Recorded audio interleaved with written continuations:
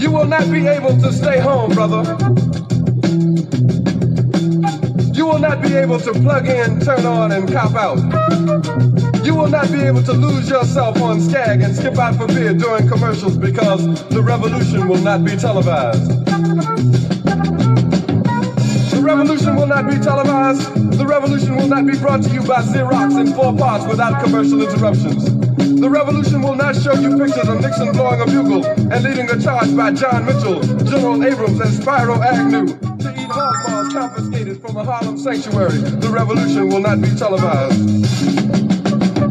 The revolution will not be brought to you by the Schaefer Award Theater and will not star Natalie Woods and Steve McQueen or Bullwinkle and Julia. The revolution will not give your mouth sex appeal. The revolution will not get rid of the nub. The revolution will not make you look 5 pounds thinner because the revolution will not be televised, brother. There will be no pictures of you and Willie Mae pushing that shopping cart down the block on the dead run or trying to slide that color TV into a stolen ambulance.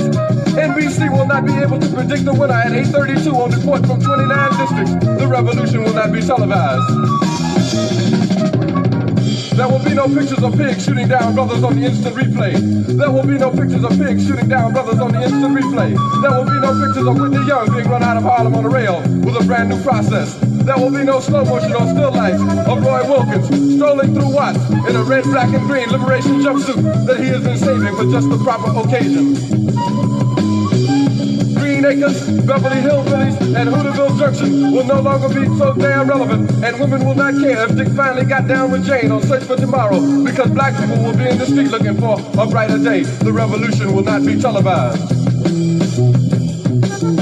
There will be no highlights on the 11 o'clock news and no pictures of Harry armed women liberationists and Jackie Onassis blowing her nose. The theme song will not be written by Jim Webb or Francis Scott Key, nor sung by Glenn Campbell, Tom Jones, Johnny Cash, Engelbert Humperdinck, or The Rare Earth. The revolution will not be televised. The revolution will not be right back after a message about a white tornado, white lightning, or white people. You will not have to worry about a dove in your bedroom, the tiger in your tank, or the giant in your toilet bowl. The revolution will not go better with Coke. The revolution will not fight germs that may cause bad breath. The revolution will put you in the driver's seat. The revolution will not be televised, will not be televised, will not be televised, will not be televised. The revolution will be no rerun, brothers. The revolution will be live.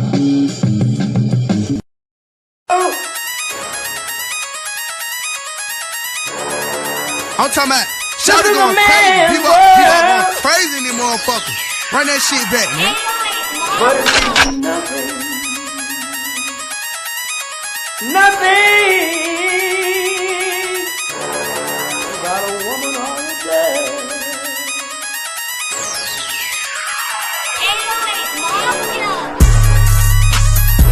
Man made the car.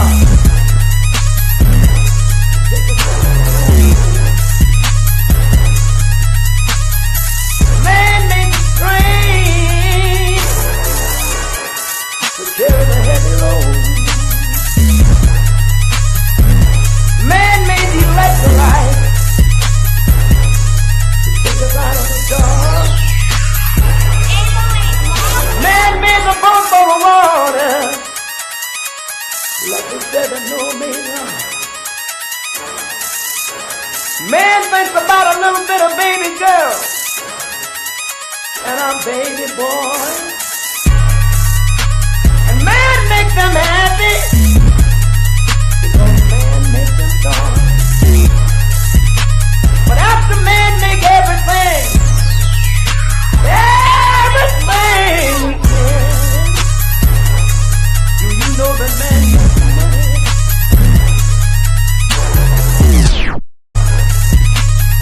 To buy from other men. This is a man's world.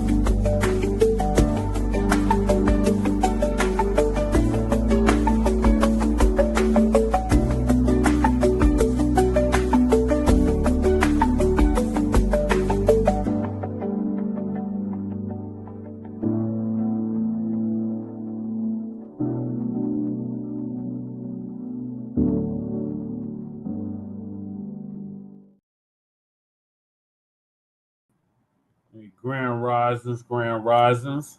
Thank y'all for tuning in to another episode of Grand Rising with Shabaka and the Chase. I'm your host, Shane Crewman. We're running a little bit late, actually a couple hours late.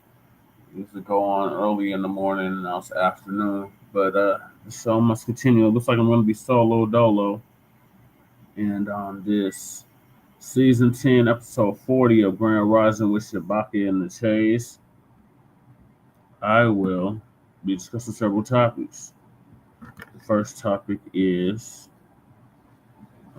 white man shoots and kills, or almost kills, shoots a black veteran in Seattle.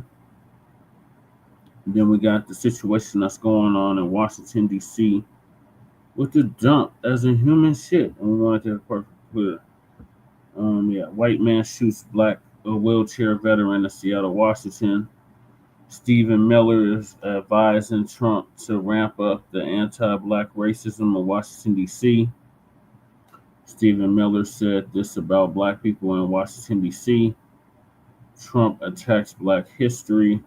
CNN debate on erasing slavery from museums. Much watch debate. Trump threatens Smithsonian over slavery exhibits. Native Americans, the $5 Indians, in fear of deportation.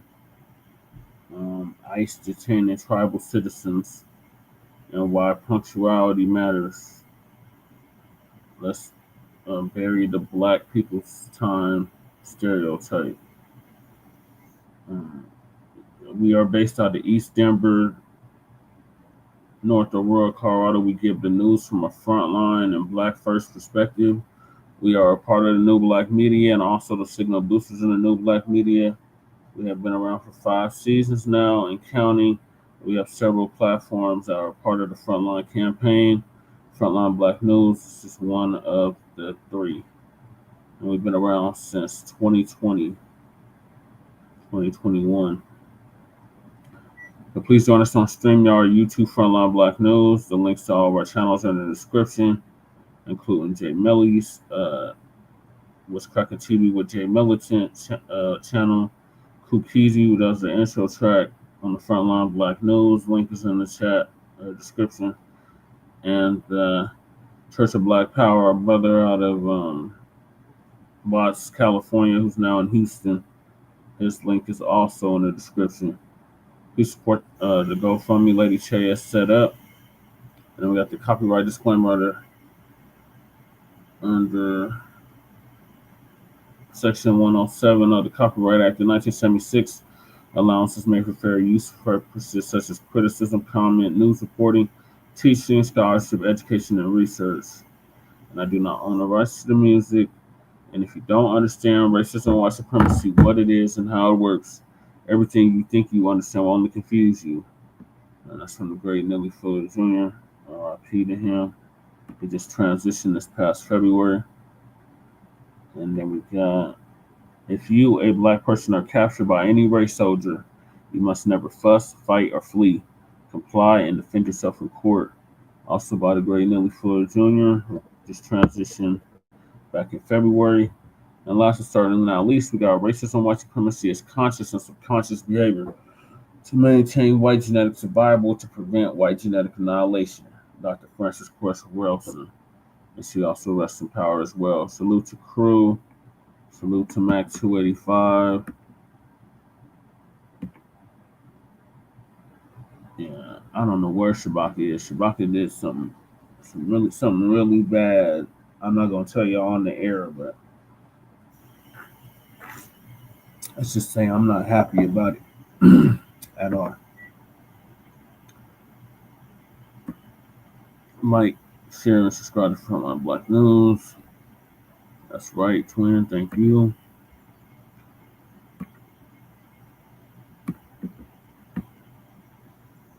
All right, so I'm gonna hop right into it with the topics. So Professor Black Truth's gonna give us an update on the white man who shoots black wheelchair veteran in Seattle, Washington. This is on his, Mac 285.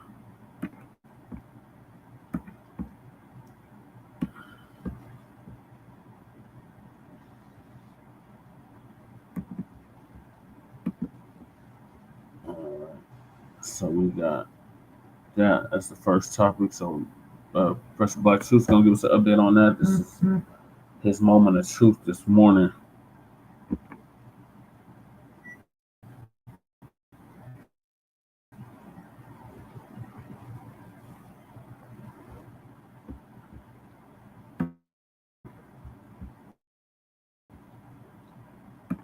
And now the Friday Crime Report. Seattle, Washington, July 31st, 2025. Harold Powell, age 68, is a Navy veteran who lives in Seattle. In the service, he had been a submariner. His career, however, was cut short when he was struck by a drunk driver in 1991. Since 95, he's been playing music for donations on Seattle's waterfront. He's regarded fondly by the people there and described as a regular, usually playing music and bringing good vibe to the waterfront. People are used to peace and quiet and pleasantries there on the piers, but white supremacy has created a class of super predators who break the peace. As we've seen in so many other instances, a white man showed up and started an argument with Mr. Powell for no reason.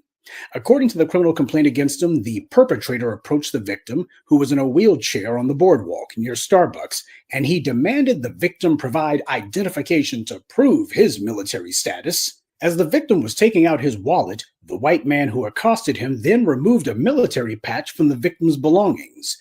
This caused the victim to arm himself with a knife. The white man pulled out a handgun, pointed it at the victim, and shot him point blank in the chest. Now, this was a racial ambush, and if you look at the video, you see the guy standing several feet away from the victim. He wasn't standing right on top of him. There was no imminent threat or imminent anything. He didn't just happen to show up there that day, by the way, armed with a .45 caliber pistol. He started an argument with a complete stranger in a wheelchair. He went there to carry out a broad daylight murder. He had that in his empty head before he even went there. Now, today, Harold is recovering at home. He had been released from the hospital on Sunday.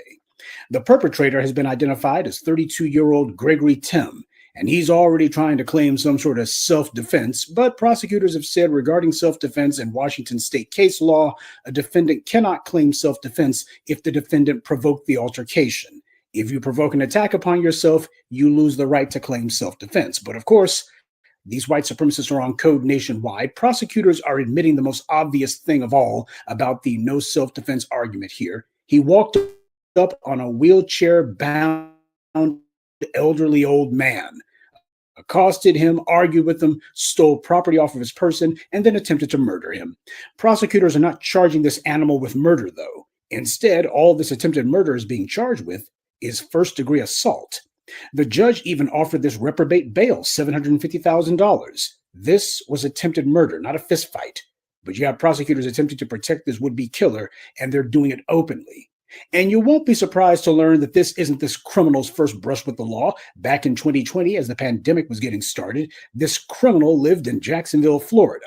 That's Moron DeSantis' Florida, mind you. In this criminal act, Tim took his van and deliberately drove it into a tent full of political volunteers who were conducting a voter registration drive.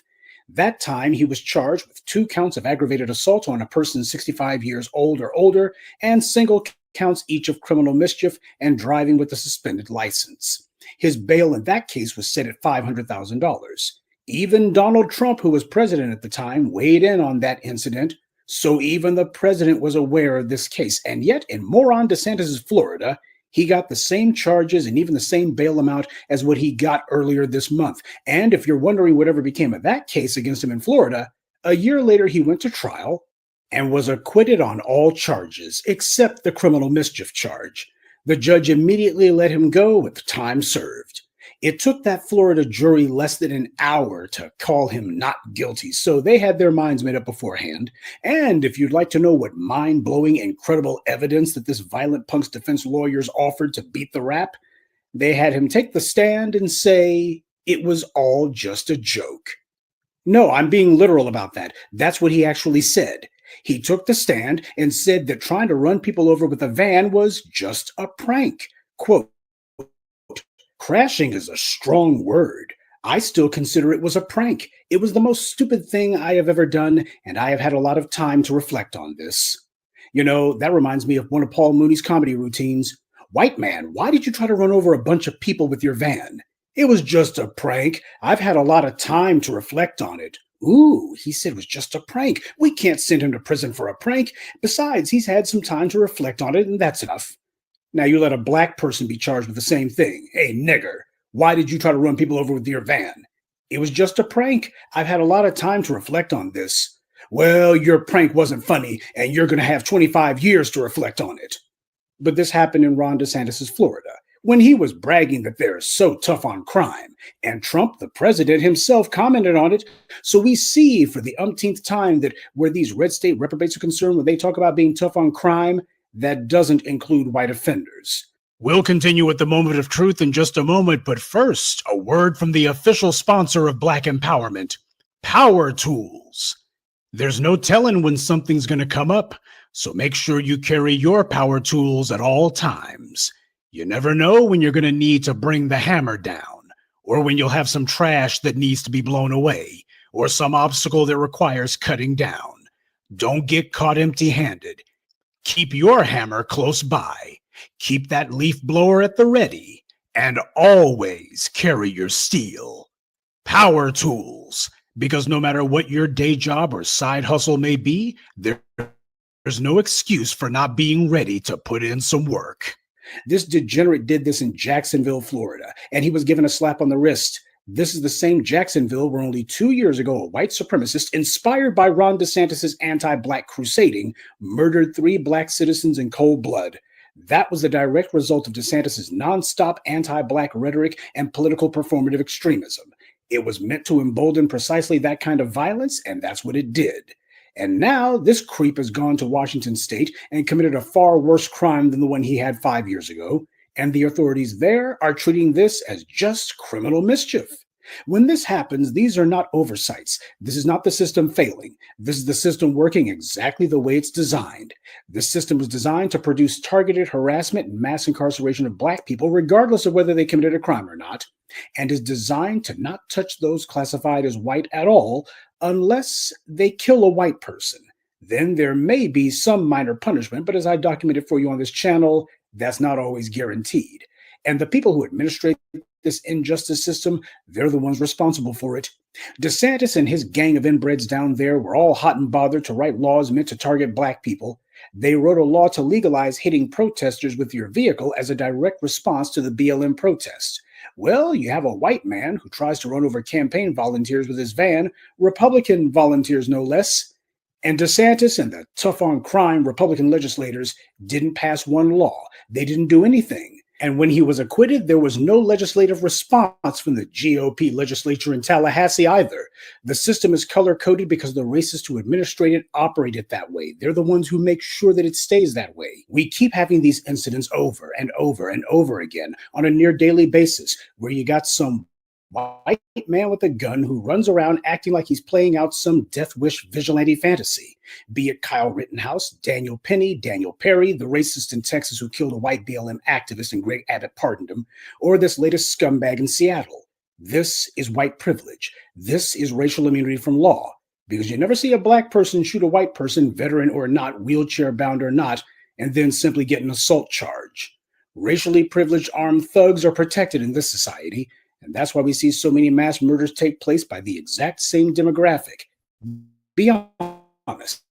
If the headline said that this blonde 32-year-old male had gone to the riverfront in Seattle and just began shooting people at random, just opened up on them, would that be a surprise? Would anyone say, I can't believe someone would just open fire on people for no reason at all? When have any of these racially privileged punks ever needed a reason for suddenly firing on people? This crime in Seattle didn't happen because of an argument. He went there with a gun specifically because he intended to kill someone from the very beginning.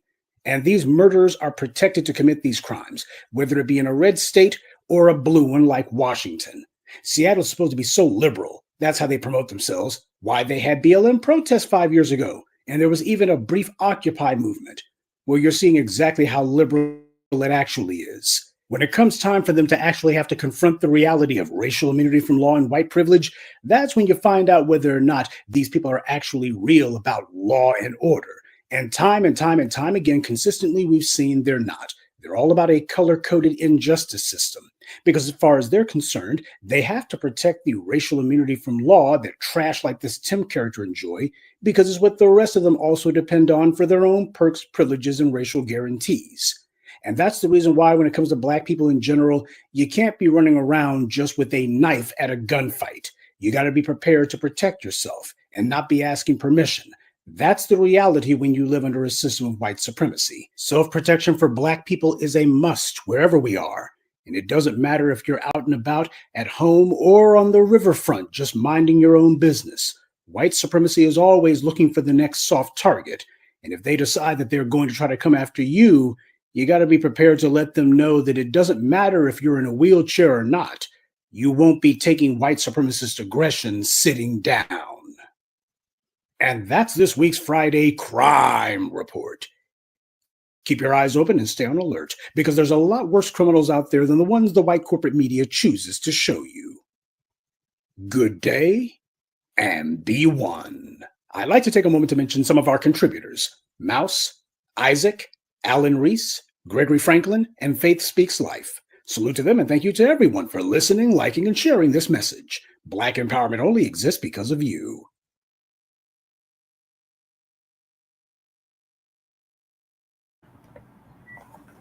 Yeah, this is actually a topic that Shabaka wanted to discuss. 2, MIA. Yeah, this is very unfortunate. I'm glad the black vet actually survived this attack.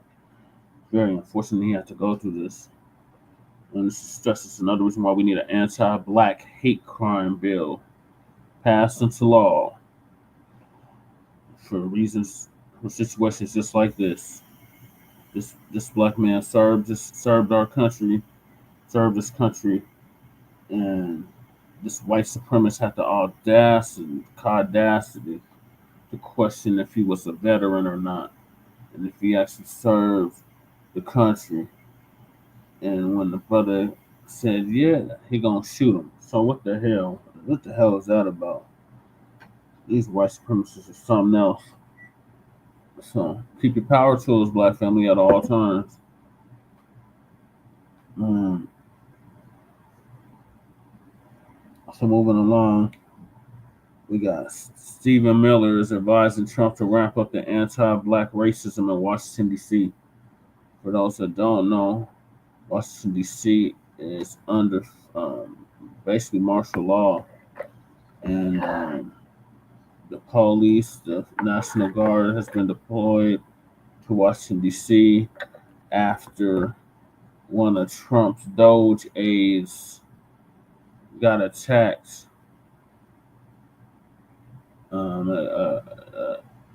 during a carjacking, they're saying. But we showed y'all on them episodes that I can't find now all of a sudden that was a hoax. So now the Democrats is crying foul, even though 2 years ago, they was begging for the National Guard to come into D.C. and deal with the crime that was going on. But now they keep saying crime is down, and there was no justification for this at all. But when Biden was in office, they was begging and pleading for the National Guard to come save them from all the crime that was going on in D.C. So now that the dump's in, oh, Orange Man bad.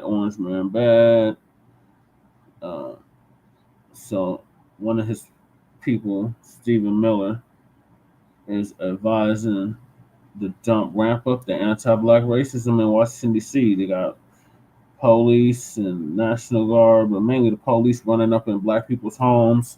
We showed y'all that on previous episodes.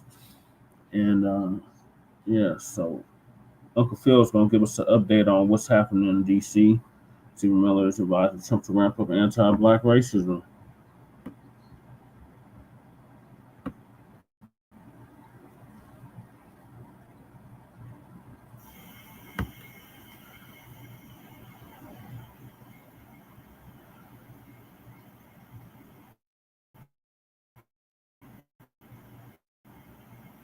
You know, with the Trump administration, the main guy that's behind a lot of the agitation is Stephen Miller. Now, Stephen Miller was on his first administration, but now you want you to see what's happening in D.C. Now, J.D. Vance is down there and Stephen Miller. I want you to hear exactly what Stephen Miller says. I not only want you to hear what he says, I want you to pay attention to his eyes, the way he's speaking. I mean, this guy is extremely, extremely hateful in a lot of ways. Let's go ahead and check this out. It's kind of crazy. You hear these guys outside. They appear to hate the idea that Americans can enjoy their communities. They do the fact that D.C. a week ago had a higher murder rate than Trinidad and Tobago. We're not going to let the communists destroy a great American city, let alone the nation's capital. And let's just also address another thing. All these demonstrators that you've seen out here in recent days, all of these elderly white hippies, they're not part of the city and never have been. So we're going to ignore these stupid white hippies, and we're going to get back to the business of protecting the American people and the citizens of Washington, D.C. Now, he kept pointing out that they're white hippies. Whoa, what? Okay. Now, aren't y'all the main people always talking about why y'all is bringing up everything about race? Oh, y'all the main people always talking about race, saying don't be bringing up race. Why you got to be called Black American, white American? We just Americans. Y'all make everything about race, but yet the people outside, all of them are white. I don't believe that.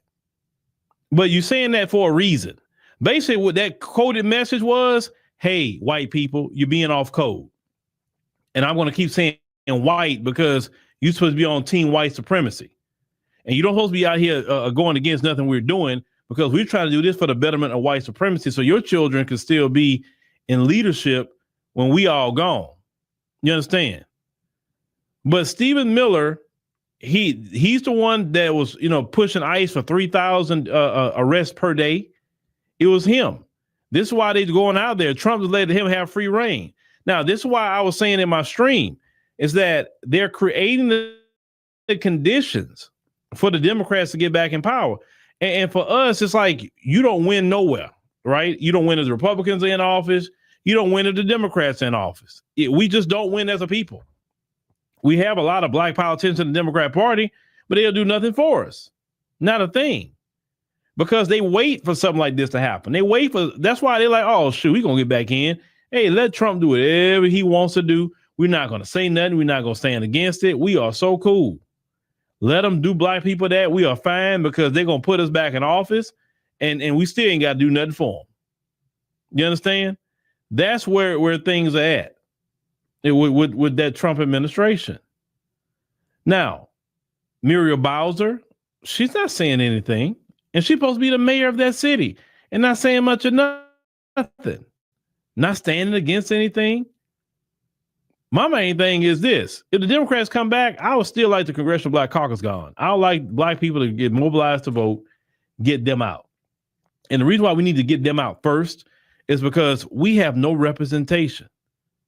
We have black people, but we have no representation. None. And you see other groups are getting ahead of us politically. Why? Because they actually got true representation that represents their community. But we don't have nothing in ours. And that beyond sucks. Because we don't have nobody advocating for reparations. We don't have nobody advocating for an anti-black hate crime bill. We have none of that.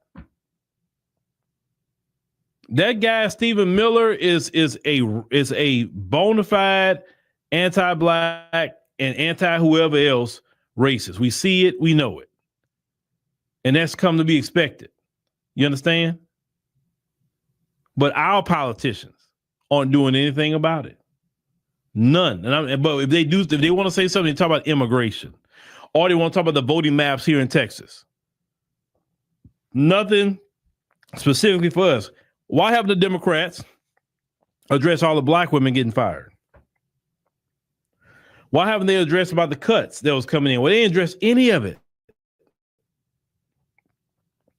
But yet they're going to want us to go vote for them in 2026. And some people going to feel like they're in a rock and a hard place because they see all the craziness Trump and them are doing. And then at the same time, you put the Democrats back in and they don't do nothing for us either. Because the Democrats are all sold out to corporations as well. Now, at one point in time, Democrats are supposed to be the party for the middle class, you know, and those who are the working class, but not no more. That's kind of where it's at right now. But all this mess you're seeing, that all these attacks on black people, these attacks on even with the immigration thing, it's not an attack on us. I'm just talking about in general. It's Stephen Miller. Now they were saying that Trump, you know, one of the insiders leaked out. Trump said that if it was up to Stephen Miller, this country would have just 100 million people in it, and they'd be all white. And that's probably what he would like, but it's not going to happen. You're not going to get rid of millions and millions of people. It's not going to happen. Even though you can deport all you want to deport, Trump won't be in office long enough to deport that many people. It would take at least a good decade to get that many people on out of here. And that's if you are really being aggressive with it. And he don't have a decade that he's in office. Even Obama had to deport a lot of people, and he still didn't even put a dent in it. And whatever dent Obama put in, Biden replaced them. So now you're back to square one all over again. But yeah, this guy, Stephen Miller, watch him. He calling people communist. Who's a communist? Why somebody got to be a communist because they disagree with what the hell you doing? It's the language they're throwing around. PBS don't have funding. You know, and a lot of kids watch PBS, right? Now they're not going to have funding. That's why it is a need for children's programming. And that's something that eventually I want to create. Is learning programming for our children and have our children represented, because I'm a firm believer that we need to corner the market on all media. We need to corner the market.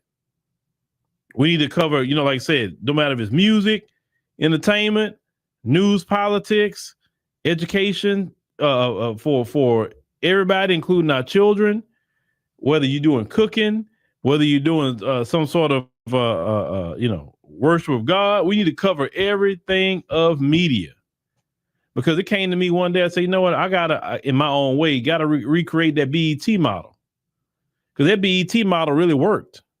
But we take the lessons of what BET was doing that was good, and then some of them that wasn't good. And that's the ultimate goal for what we want to do on our app is recreate BET. Definitely. But this Stephen Miller dude, man, every time I see this dude, Stephen Miller, he just get on my last nerves. I'm telling you, because I can just see the anti-black racism seething off of this dude. I see it. And the interesting part is, and like I say, because, you know, J.D. Vance, he's married to an East Indian woman. That woman is dark. But, you know, we have Vivian Ramaswamy, dark as I don't know what, and they think they white in the mind until they step out of line. Now, I know good well they talk about J.D. Vance behind his back, because them true white supremacists don't like the fact that he got an East Indian woman. They don't like that. And them children don't look white. They look Indian, light-skinned Indian. You understand? I don't see how that works out very well, white supremacy, when he got an East Indian woman, you know? But, you know, let me know what y'all think about, you know, Stephen Miller. And keep, like I said, keep a close eye on that gentleman. Keep a close eye, because that dude there is definitely charged up with anti-black racism.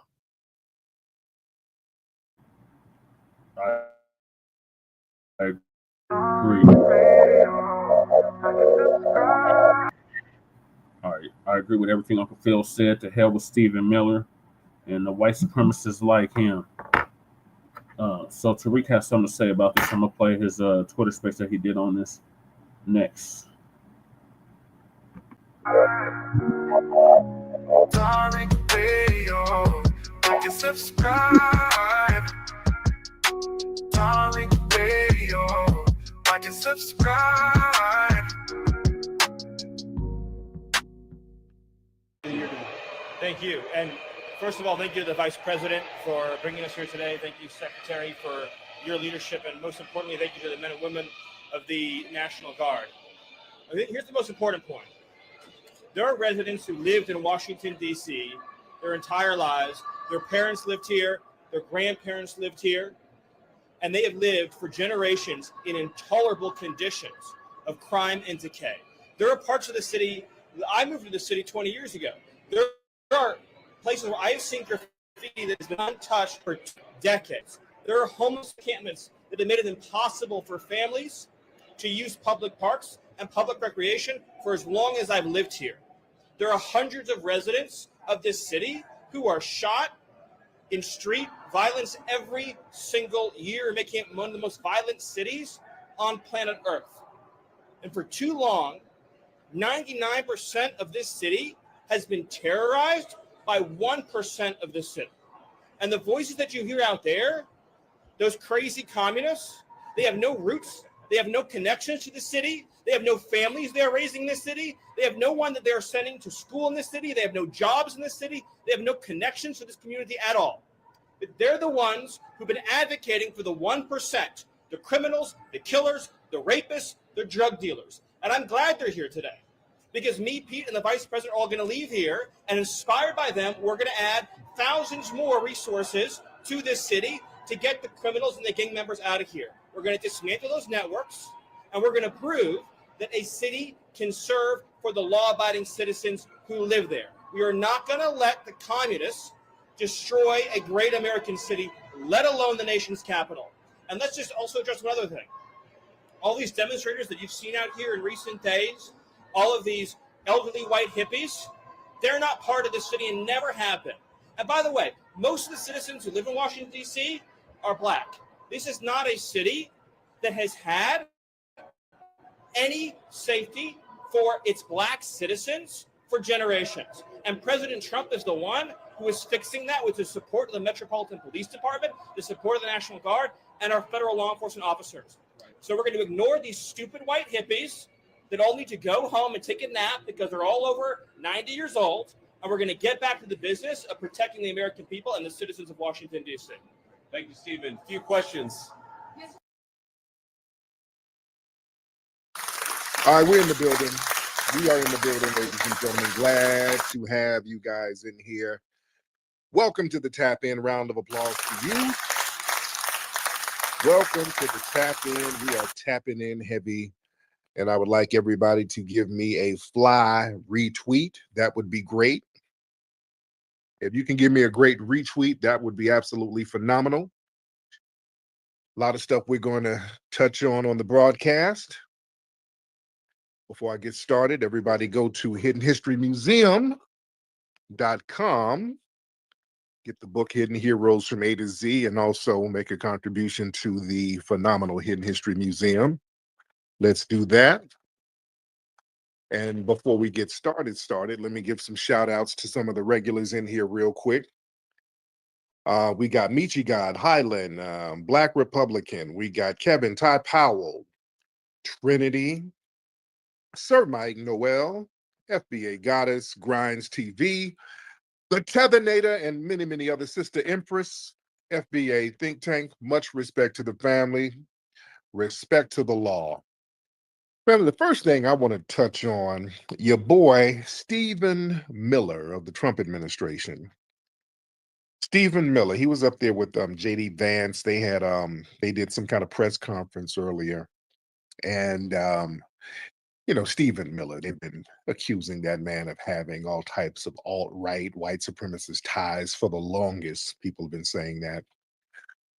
So it is what it is. But he did a press conference. They were trying to justify putting more National Guards on the streets in D.C., pulling more militarized police in D.C. He was up there doing a lot of dog whistling. He was talking about as D.C. has all this crime. It's majority black city. And yeah, the black people, they've never been protected from crime. So watch the wording, watch how they're trying to frame it. You're not trying to protect black people by going around harassing all innocent black people. You're just harassing innocent black people. That's not protecting black people from anything. That's out of that, what's his name? What's the guy's name in New York? Why am I having a brain fart? Yo, my New Yorkers, what's his name? That old decrepit ass former mayor of New York, Giuliani. There you go. Rudy Giuliani. They're trying to take some out of his playbook, that tough on crime. He's tough on crime by stopping and frisking all the black people. See how I save you black people from crime? I had people harassing you before you could commit a crime because you're so criminal prone. It's that type of narrative. So they were using a lot of dog whistles. Stephen Miller was talking about all of this crime, and the Trump administration, they're talking about doing some kind of probe because the crime, he said, is underreported, which it's not, because they're saying that the crime is low in DC, which it is. The crime is down, but no, Trump is like, no, we got to challenge that. We're white and we say so. Basically, just a bunch of I'm white and I say so. But Stephen Miller kept using the term communist. He kept using the word communist, and he was talking about some of the white protesters who are out there. Basically, they're protesting against these federal agents being used on immigrants. And he was like, oh, these white hippies, all these elderly liberal white hippies. So they were doing a lot of dog whistling. But we got to understand and see, family, we got to really, really reframe this Black crime narrative.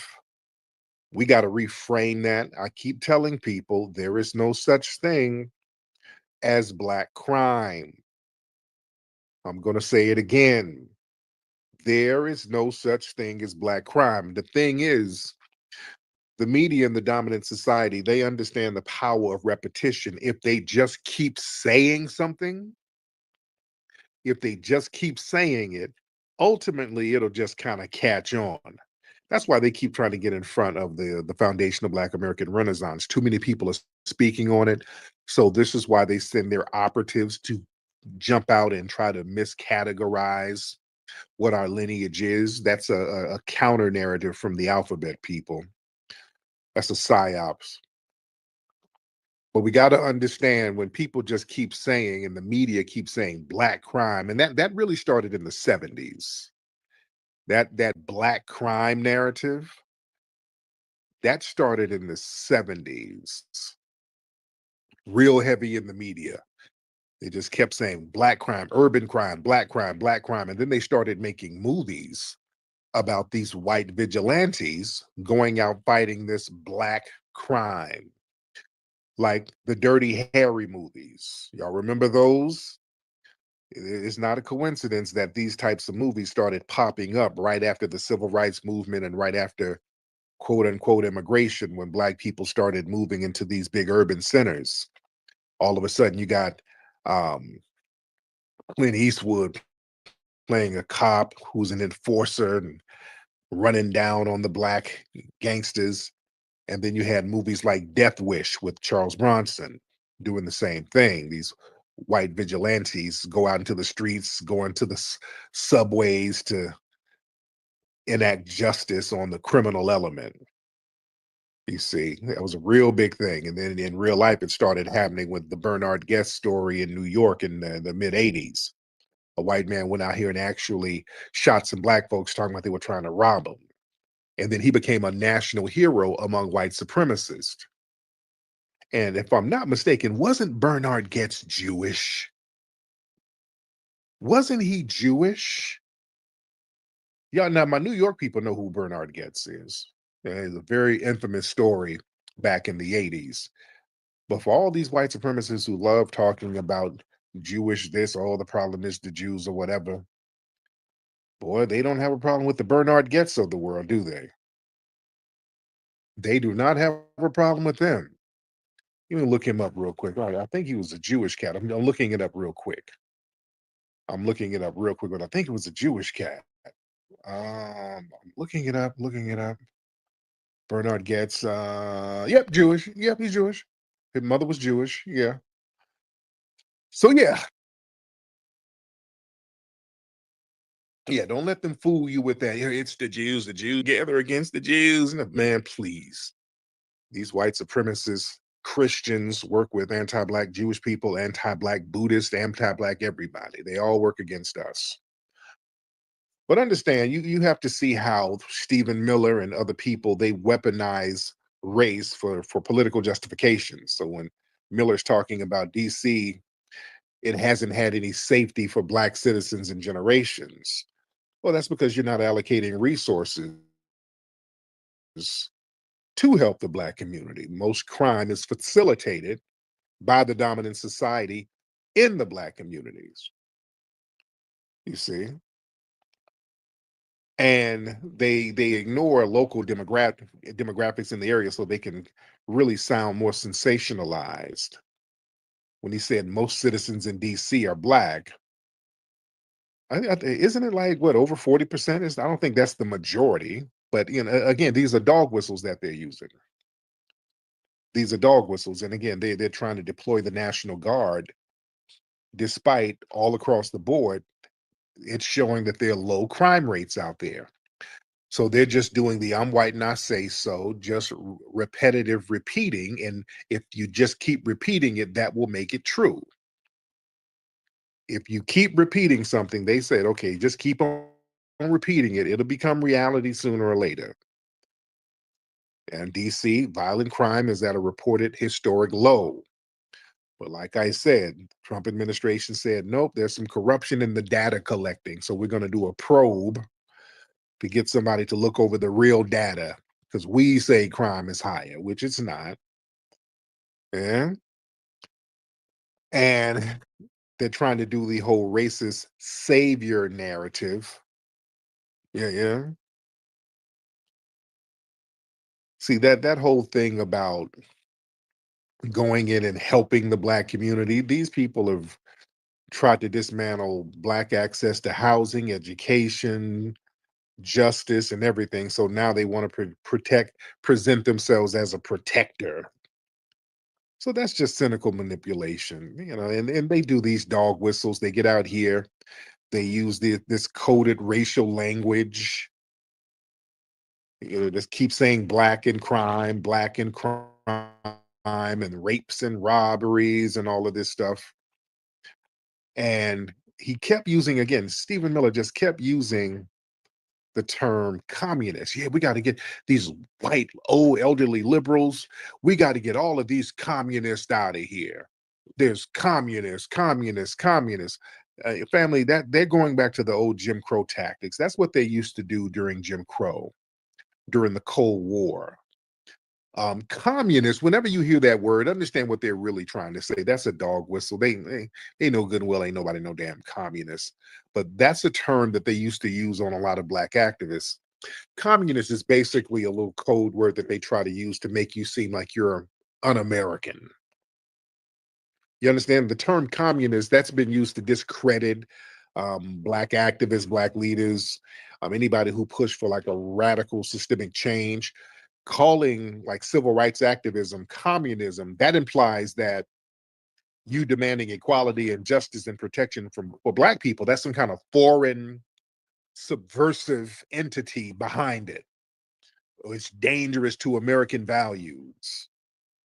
So that frames Black empowerment as a threat, rather a demand for fairness. So people like Paul Robeson, people who spoke out against Jim Crow racism, they were, hey, that's just a communist. Remember, they used to call Dr. King that all the time. They used to call Dr. King a communist all the time. And also that communist label implying that you're part of some kind of foreign entity or you're being manipulated by some foreign hostile entity. That's used to justify surveillance, harassment, and violence against Black people, like during the COINTELPRO era, which we're still in COINTELPRO, is just more advanced. The FBI, we know they would always use communists to justify illegal wiretaps, infiltration, neutralization of Black leaders and organizations like the Black Panthers and many, many others.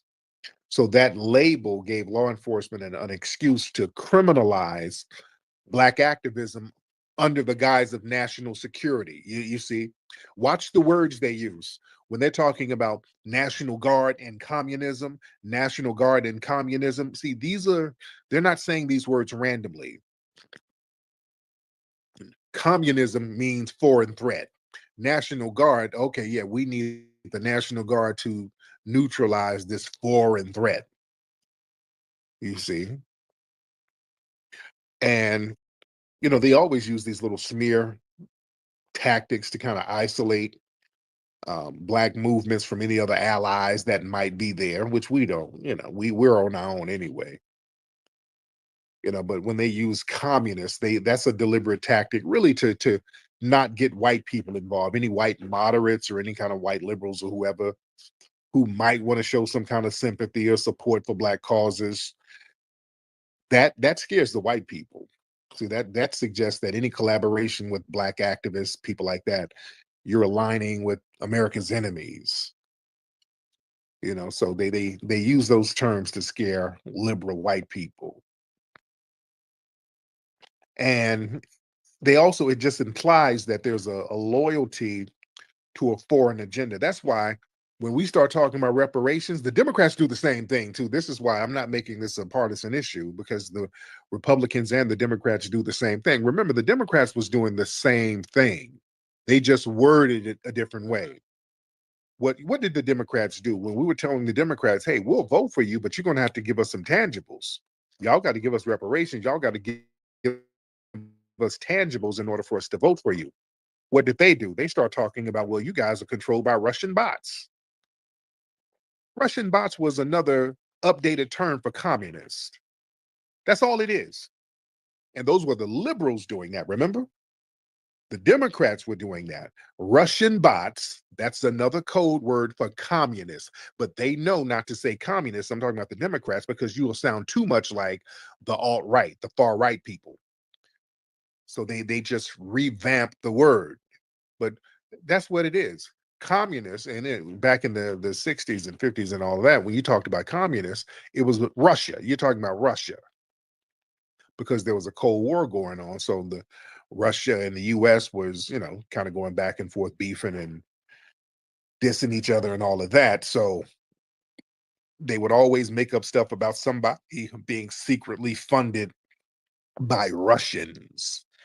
Is Russian communists secretly funding these Black movements? Or there's Russian Jews doing it. They always do that. It's the Russian funding. And even the white supremacists who call up now, they start talking about, yeah, you Blacks are funded by Jews. They'll say that out of nowhere. Or you're locked in with the Jews. Remember, we had a white supremacist who crashed out a week or so ago. And he kept throwing that Jew thing where we're controlled by a secret cabal of Jews. You see? So we got to watch the words there. But the thing is, what they do, they conflate disorder and criminality with us. And communism is conflated with disorder and criminality. The term communist, they always tie it to accusations of rioting, anti-police behavior, any type of organized Black protest. So that allowed the state to basically equate Black resistance with chaos, rebellion, illegitimacy, and that justifies militarized crackdowns. You see? And again, they still use those terms now. The name of the game is to shut down any racial justice movement that puts white supremacy on the hot seat. See, a lot of these modern suspected white supremacists like Stephen Miller, they revive that communist dog whistle by describing any Black progressive movements or any justice reform as somehow foreign Marxists or something like that. It's a foreign threat to the status quo.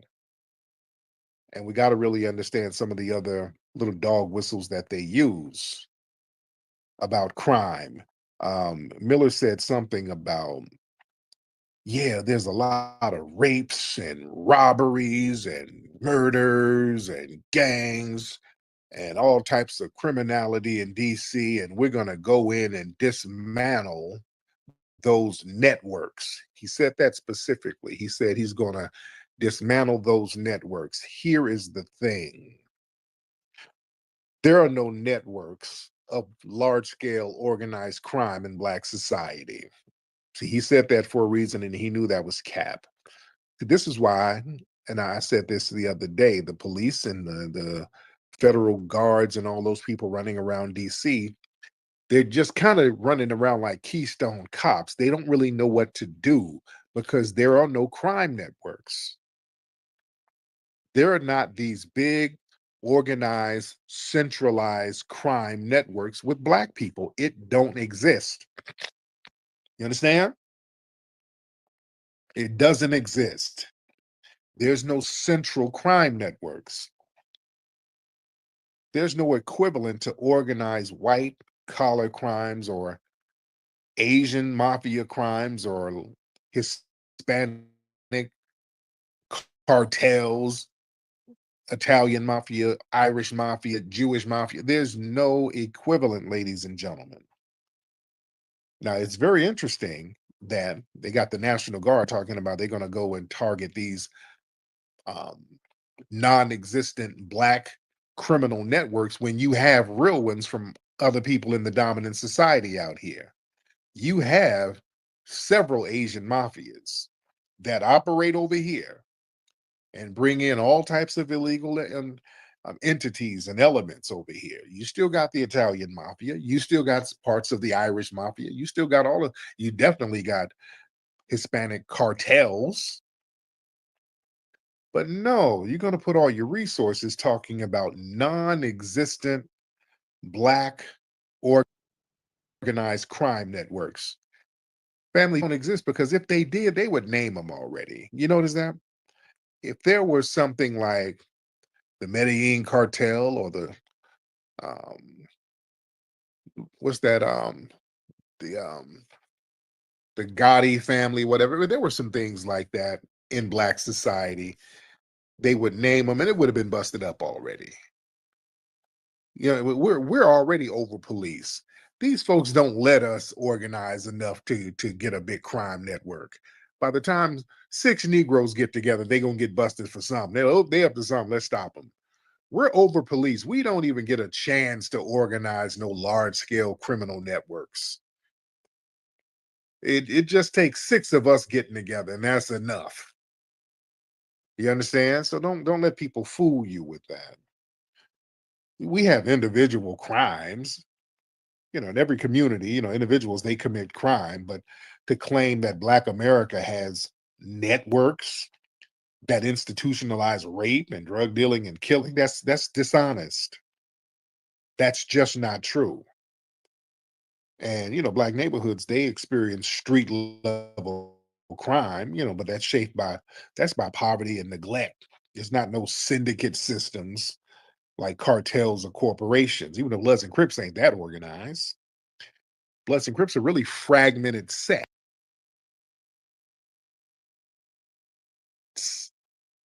You know, it's different fragmented sets all over the place, but it's not an organized, centralized network of people. You know, real organized networks are structural.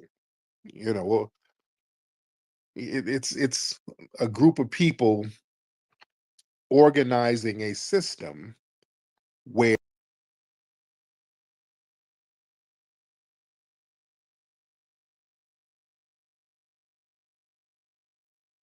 they have certain levels in the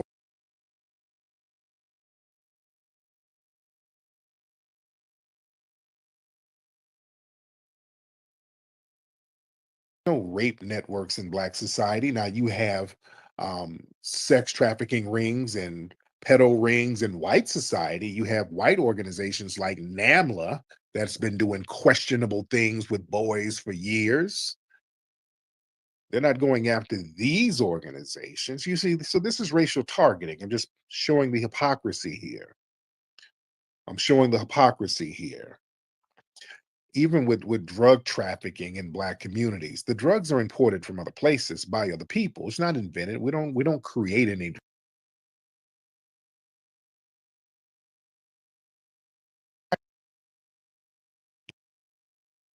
Even my friend Freeway Rick was involved in that, but that was a bigger play. He was a low level pawn in a way bigger scheme. That was the CIA and the Contras and the Colombians and all of them working, funneling money over here. So that was a real big play. But the finger gets pointed at Freeway Rick and people like him. They point at the street level dudes, but the supply chain, the importation, and the infrastructure all of the things that's outside of Black control, that magically gets ignored. Yeah.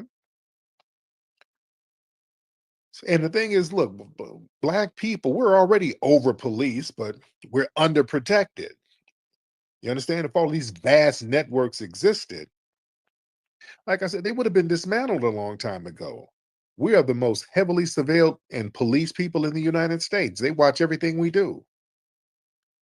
Yeah. And the fact that law enforcement, they hadn't produced any evidence of no systematic rape rings or big cartels, that proves it's fiction. I'm telling you, if it existed, they would have been out here running on that, propping that up. That's why when Black folks, when they give us RICO charges, it's always one person. Yeah. When they get a RICO charge on a Black person, it's one person for some bullshit. It's like with Diddy, R. Kelly. You're going to have a one-person RICO where one person gets hemmed up. Or they got to try to make a record label a RICO, just like they did with Young Thug. They tried to make their record label an organized crime entity, and that failed. Thank goodness it failed. Guilty. Thank goodness it failed. You see? It just doesn't exist. So we got to really understand the game, understand these dog whistle strategies that they use, how they overly try to criminalize us, and we got to stop letting them do that. I keep telling people, stop letting them use that word Black crime. Ain't no damn Black crime. There is no Black crime, ladies and gentlemen. These people are not doing anything that the Black community is co-signing. So again, if somebody goes and robs a liquor store, he happens to be Black, what the hell does that have to do with any other Black person? I want you to put your thinking caps on. If this guy, Mr. Dusty or whoever he is, some dusty fool decides to go rob a liquor store, that him robbing that liquor store don't benefit me. He's not going to share the damn money with me. I don't know him. I don't co-sign that, nor does any other Black person. So how in the hell is it Black crime? That's just some dusty dude who wanted to rob a liquor store. That has nothing to do with the rest of Black society. You understand? Y'all got to look at it from that perspective. We're not co-signing that. That wasn't part of some organized network. That was some fool who decided one day to go do something stupid, something that I would never do. And certain street dudes who are semi-organized, some of the street hustlers who are semi-organized, who organize in a sense where they just have an understanding about territory. That's what I mean. Cats just kind of understand different boundaries and they know not to impose on different territories, so they get somewhat of an understanding. But it's still not an organized structural entity like that. But even the street dudes, they don't like all of the carjackings and the shootings and the robberies. They don't like that because it makes the block hot. When you do something stupid like that, cats can't make no money. So everybody looks down on that. Even the street dudes look down on dumbass behavior. Got nothing to do with Black at all. So we got to understand the words. Words are very, very important. Should I get some calls? Should I get some of the family in here? Because we are a lot of folks in here. Let me get my brother Twizzle in here. Brother Twizzle, hop on in, brother. Brother Twizzle from the town. Yes, indeed. Yes, indeed. I love how you just laid that out there. Because one thing for sure, two things for certain. One thing about the street code was the original Black American code. Because one, we always had a dude that was prominent in the streets and he laid the law out and everybody had to answer to him. Yeah. But back in the 80s, when they started giving out those drug crimes, those drug lords and the RICOs, that's when they kind of killed all that. But it's funny on how you said with the RICOs on how we Black people, we can get a RICO just by organizing a party. Yeah. You know what I'm saying? Yeah. And that's how they come for us, especially out here on the West Coast from that old school D game 2 or 3 of us can't hang together, because if we do, we get a conspiracy. We get a conspiracy that we're conspiring to set up an organization to plot a crime or to do all this stuff that we don't have nothing against. And this just goes back to what you said on how we Black Americans are heavily policed, because I know for sure the majority of the laws in Oakland was meant for Black Americans, because each time they'll make a law, we'll figure out on how to circumvent that law and avoid that law, and they'll come up with that law. They'll come up with another law to go against that law. So hey, I just want to land Mhm. my plane and just I'm gonna say like this. Do you remember the asset forfeiture? Oh That's what yeah. a lot of that was about, because when a lot of Black men started making a way, they got mad about that. So they started coming with the asset forfeiture thing. It was mainly for us. It wasn't for the mafia or the Rico. It was mainly for Black Americans who was making a way up out of poverty and out of the game. And they made a way and they got some. So the federal government came up with a law to take their shit. So I land my plane, D, and thank you, bud. Yeah. Thank you for having me up. No doubt, no doubt. Yeah, that's absolutely true. Yeah, they do that asset forfeiture for Black so-called criminals, but they don't do that for white ones.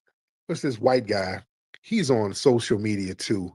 He's a goofy ass white boy. His dad was a big scammer. His dad was a big scammer. I forgot the dude's dad's name, but his dad scammed a bunch of money, went to prison, but the dad put that stolen money in a trust. He put it in some kind of trust and cleaned the money up. And then the trust fund went to the sons.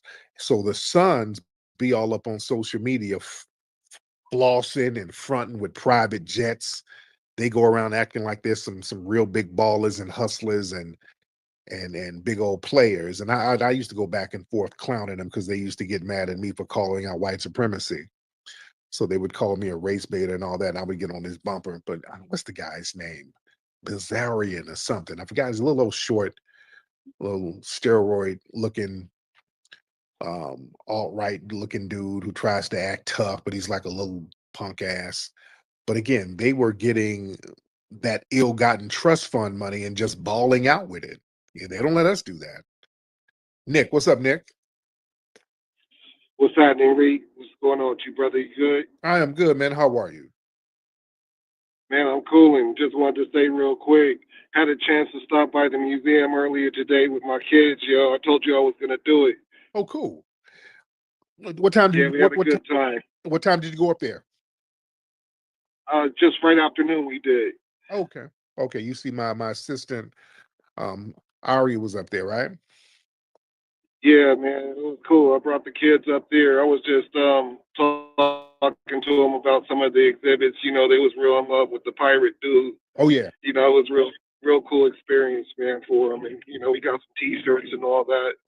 You know, I heard a Tether talking the other night about how the museum didn't have no artifacts. And I was like, yo, this shit has mad artifacts up in here. Yeah, it does. Yes, indeed. Man, I appreciate you coming through, brother. Thank you so much. And thank you for your support, brother. Yeah, man, we got plenty of artifacts, but Tethers, Tethers are gonna hate. The museum, that our museum really, it tears the soul of Tethers up, because it was really Tethers hating on it. Even before we got it, they were hating on it. They're just gonna hate on it no matter what. The museum really messes with Tethers. They're the main haters of it, because the Tethers think our museum makes them look bad because we got something organized and put together in such a short time, and we didn't run around licking white people's asses to do it. And they are always, anytime they get something going, they got to go find a white ass to kiss. They can't really, or they don't, I can't say they can't, they just don't really organize enough in their homelands in order to build something like that. There's a bunch of them sitting around waiting on white folks, waiting on Sally Struthers to come on through, talking about opportunities and all this, and they can't build nothing because it's too fractured, it's too tribal. And when we do it, when we start organizing and getting stuff done just like that, using that foundational Black American spirit that we have, we always know how to get it out the mud. That's been our whole existence. We know we can't depend on the dominant society. That's what we do. Because see, what they like to do, they like to themselves that we get everything popping over here. We're doing good because white folks felt a certain way and white folks graced us with so many good things. That's what they tell themselves. They love telling themselves that. And they like projecting that onto us. We've gotten everything out of the mud. Everything. We had to get it on our own. We had to make it hot so that the dominant society would want to be a part of it. When they segregated baseball, we had the Negro Leagues. The Negro Leagues was actually more popping than the major leagues. They were making money hand over fist in the Negro Leagues. Not only were the teams making money, you had outside entities associated with the Negro Leagues, like the medical industry within Black society to take care of the players. That made money. Black doctors, Black hospitals, the Black press made money. Black restaurants made money. When they would go to different towns, the Black hotels would make money. So we had a cottage industry. Plus, not only did we get all the Black dollars, white people wanted to come see the good Black players. See, let's keep it a buck. A lot of white people want to see the real deal. A lot of white people want to see some authenticity. They knew where the good players were. So white people would go show up to those Negro League games. So Black folks are getting the Black dollars and the white dollars. That's what made the major league say, hey, wait a minute now. We better get in front of this. We need to get in front of this. See, when we start doing something and making a lot of money, the dominant society, well, they got to get in front of it because they know that it can become a power move thing. They know we make too much money, we start taking over, just like with our music genres. When our music genres get too popular and we're selling them out the trunk and we got Chitlin circuit artists going around during the Jim Crow era, touring off some of their songs, they're like, wait a minute, hold on, because now white people are showing up to the juke joint. Just like in the movie Sinners. When Black artists are performing, white folks want to go see them now. They want to see, they want the real deal. So then they got to get in front of that. You can't have white women running around here to the juke joints, going down here to the colored side of town to see all that good talent. So they would have to slowly integrate some of those people in. But I want y'all to go look at something. I'm gonna give y'all an example. I'm in LA. Our Black hub back in the day was Central Avenue in Los Angeles. That was our Black hub. There was so many Black businesses, Black theaters, Black nightclubs on Central Avenue. That was the spot. Now, later on, they busted Central Avenue up because they ran the 110 freeway parallel to Central Avenue. So that just gutted all of the businesses over there, which is what they've done to all areas. But before they put that freeway there, Central Avenue was the hub of Black Los Angeles. There's pictures of white celebrities back in the 50s going down, hanging out in Black clubs. Go look up this picture of Marilyn Monroe. Have y'all seen this picture? It's a picture of Marilyn Monroe at one of these Black clubs at a table with a brother. She's down at some club in the hood. This was in the 1950s. And the brother has a look on his face like he's smashed. But y'all go look up that picture. Look up Marilyn Monroe at a club with a Black guy. She's at a table somewhere. This was on Central Avenue. I forgot the name of the club, but it was very popular that a lot of white celebrities would go down to Central Avenue because that's where the good music was. That's where the good food was. You know, that's where everything was popping. Everything was popping down there. Yeah. So understand that, but look that picture up. Look up Marilyn Monroe, the Black guy at a club. Shit, and I'm looking it up. Hold on. She's at a club. She's at a table with this dude. Y'all Google it. You'll see it. It'll pop up. It'll pop up. So that was a thing. Winter Soldier. Hop on, Winter Soldier. Yo, Tariq, you were talking about Dan Bilzerian. Yeah. His dad got that money from Jordan Belfort with that Wolf of Wall Street. Because you said a few years ago, and I started looking it up because I remember the movie. And you're right that the money got weird. They never found their money. Right, You right. know what I'm And saying? They never found it. yeah, and then they start putting it in trust and all of that. Now the sons are balling out, you know. So Yeah, yeah, because I caught him when he was training with all the Navy SEALs. I guess he yeah. got scared or something. Then he called you out. Yeah. Oh yeah, yeah. He would try to talk crap to me. I'm like, you old trust fund ass nigga, the hell out of here, man. So what's Yeah. going on with you, soldier? Nothing much. I appreciate that exhibit you had with that pirate Lauren too. That's his name.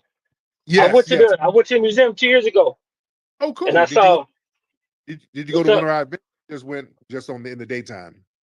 No, I had this event like in the Mojave Desert, and so then I decided to come through. And you No, know, I came through. did we have an event? What did you come when we were having an event at the museum? Or it was just a regular day. It was just a regular day. It Okay, was spur of the moment. okay, I forgot all about it, okay. Cool, and cool. I liked it a lot. It was cool. I tried to look for Bass Reeves' pistol, but his great niece sold it to the U.S. I mean, gave it to the U.S. Marshal Service. Oh wow, wow. Yeah, I got to get. I got to get some more artifacts like that too, because that's why I want to go to Oklahoma. I want to get a bunch of stuff from Oklahoma and bring it and do a big exhibit with the museum. But man, I appreciate you though, man. Shout out to you, Winter Soldier. Much respect to you. Yeah. Yes, indeed. Y'all got to come through. We'll be back open Saturday. We'll be back open Saturday. So y'all come on down to the museum on Saturday and enjoy it. The kids love it. You'll enjoy it. Come with your family. And I'm gonna probably have my own event in September. We'll probably have an event up there, have food. Because I haven't had my own event up there in a long time because a lot of people have been renting it out in the neighborhood. But people have been asking when are we going to have our event, my event. So we're going to probably do something in September. So I got to get with Dwan and we're going to make something happen. I probably want to get the people at Blue Bird to cater. That's the Crip theme. That's the Crip thing chicken joint out here in LA. But the food is good and they're good folks, man. And anything Black in LA, I'm a super, super supported. Anything Black in LA, I'm right there supporting it and trying to prop them up and make it happen. But I'm gonna let y'all know we're gonna probably have something late September, and I keep everybody posted on that. All right, let me get some more folks in here. What's up, Yoshi? I see you. I see you down there, beloved. Oh, I see you. Y'all raise the hands in here, ladies and gentlemen. Let's get them hands raised. Let's see what's on your mind. Nikki the God, I see you. Let's get Jim in the building. Mr. Jim in the building. Jim, hop on in.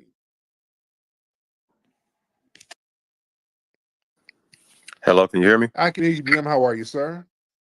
I'm good. How you doing, brother? I'm good, man. What's on your mind, sir? It goes back to what you said about there being no such thing as black crime. Yes.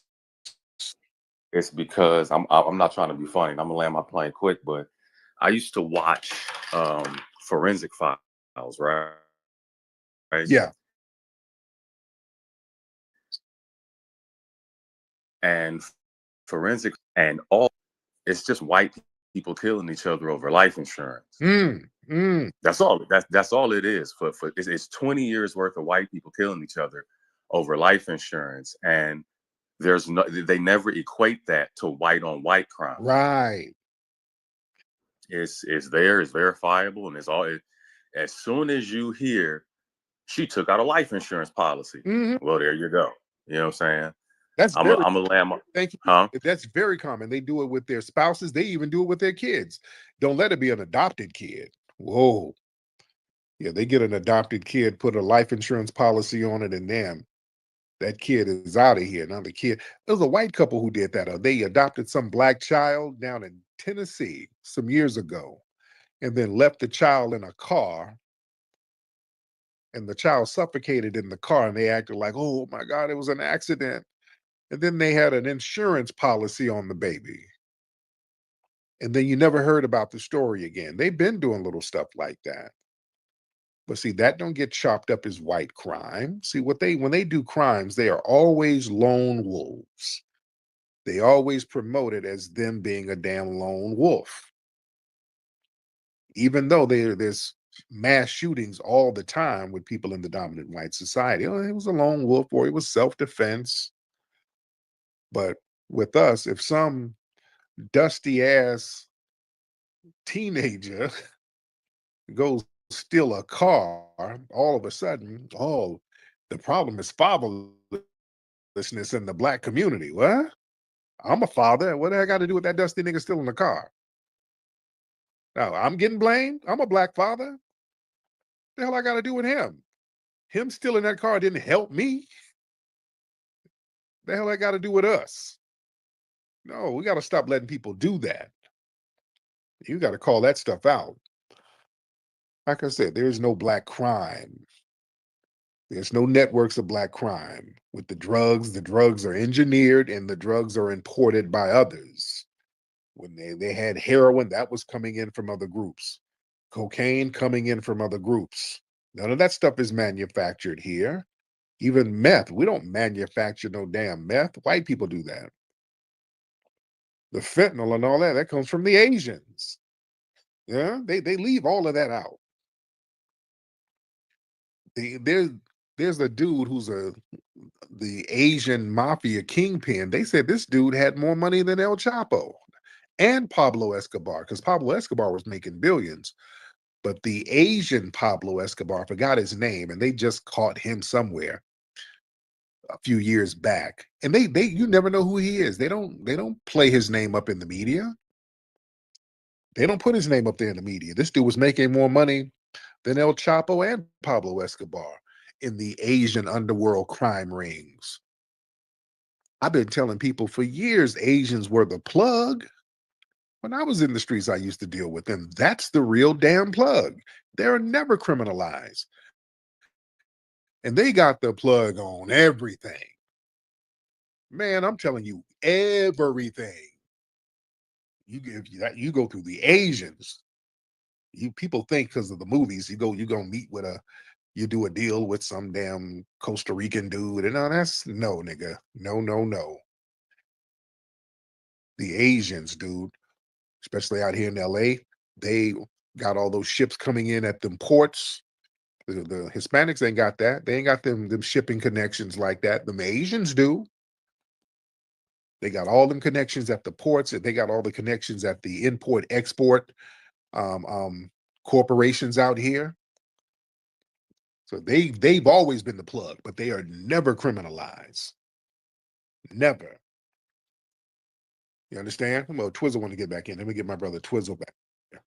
Brother Twiz, hop on in, brother. Hey man, I'm sorry to chop on twice tonight, but you are 100% correct. Because I remember up here, it was up here the Asians got a lock on the game. They got a lock on the weed game. Not only that, and they don't want to talk about it, but they had a lock on the meth game because they had their own secret recipe for it. And one thing about these Asians, they don't do no business. They will sell you something, but they won't network with you. And what happened was one Asian, he got hooked on the meth and started hanging with one of these inbreds up here, and he taught them the recipe for it. So ever since then, they cut them out. But what you're saying is 100% correct, because I remember in the 90s, it was this Vietnamese or Asian general or all the heroin distribution throughout half the world. And he told America, if you give me $1 billion, I won't send no heroin over there to you. I remember this. I remember this. You can Google it. I think it was in the 90s, and it tripped me out because he was laughing and he didn't give a fuck. And he said he told the president, come for me. You know what I'm saying? And he was a general. You know what I'm saying? Yeah, And that's people think that I just want to say this, and I'm gonna land my plane. People think these Asians are innocent. Yeah. I said when I first came on this app that when we come to this immigration, it's not the Mexicans that we have to worry about. It's the Mexicans coming over here eating dogs and cats that we have to worry about. And I land my plane, T. Yeah, and also up there in the Bay, Twiz, it was a lot of them Asians behind them bipping crews who was bipping them cars up there too. I was hearing They the Kia boys. They the Kia boys. Yeah. You know what I'm saying? And not only that, you got to understand, we got a lot of these motherfuckers who came up here running these liquor stores, these Asian, the Arabs and is out here. Not only that, the number one stolen car up here right now is an Infinity. If you have an Infinity Q something, what they would do, they will go through the sunroof and steal your shit. Instead of bipping the side windows, that's how they start them side shows. So it's these Asians and these Muslims that's doing all the dirt, plus these immigrant Mexicans, because they too busy trying to copy off what we were doing in the 80s, and they want to be a part of it. And since they're immigrants, they don't have the harsh penalties that we have to pay. And I'm gonna say this, and once again, I'm gonna land my plane. I'm very passionate about this immigrant shit. 21, when acting like they gonna turn right, so I gun it, they turn left, cut me off, broke my jaw, and I went down, damn near lost my life. So I'm very passionate about this illegal immigration shit and about them giving these license, and they can't even speak English, so they can't even read the rules of the road. You know what I'm saying? So I land my plane, man. Y'all have a good night. Man, respect to you, brother. I'm no longer musty. I'm no longer musty. Hey, I'm no longer musty.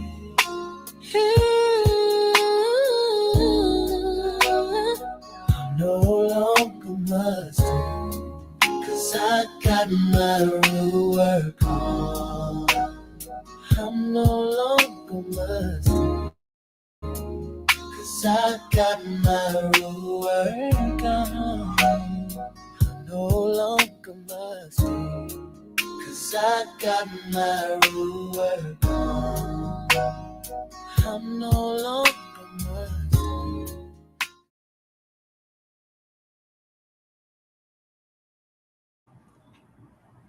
Oh my god, these damn root work commercials are fucking hilarious. Alright, yeah, so there's no such thing as black crime, but they're gonna keep running with that narrative. Oh, so much black on black crime to try to justify this madness. Big balls being attacked and carjacked, even though it didn't really happen like that. But these white supremacists, they're gonna pull out all the stops, no matter what side of the aisle they're on. That's right, man. 285.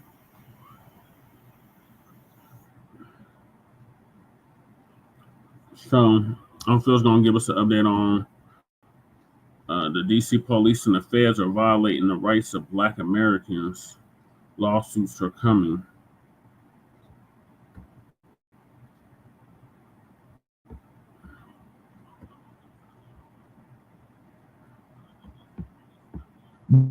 Now, when Trump and the Republicans, especially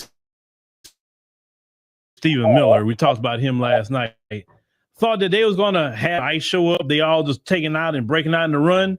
That didn't happen. They sent the National Guard out there. Brothers and sisters are out there clowning them. You hear me? Because we don't take them serious. You know why we don't take them serious? Because we've been there, seen this story, and it's embarrassing beyond which for Trump and them. But I want you to go ahead and watch these clips out of DC about how brothers and sisters just sitting up here just laughing. It's a TikTok jump. Hey, I don't know about in y'all city, but this how they pull up in our city on a nigga dick. These all police cars, y'all. Look, that's 3, 4, 5, 6. That was the big line. That's why I said. Y'all thought I was just capping. They always in the back right here, y'all. They always in the back. Bubba, look at Bubba. Hey, Bubba. Little buddy. All night. You got the camera in my mouth. You got the light in my face. What the fuck? We can do this shit all night long. All night. All night. Nah, you just ugly as shit. Why you crying? Why you crying? What's wrong? Well, I ain't do nothing to you. Why you crying? Why you crying? Look at him. Go ahead. Oh, all right. We got you, McGrew. Gentlemen, up on the sidewalk, please. You got the I got you, McGrew.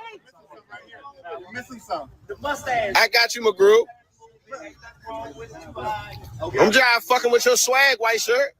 Thank you. I'm fucking with your swag.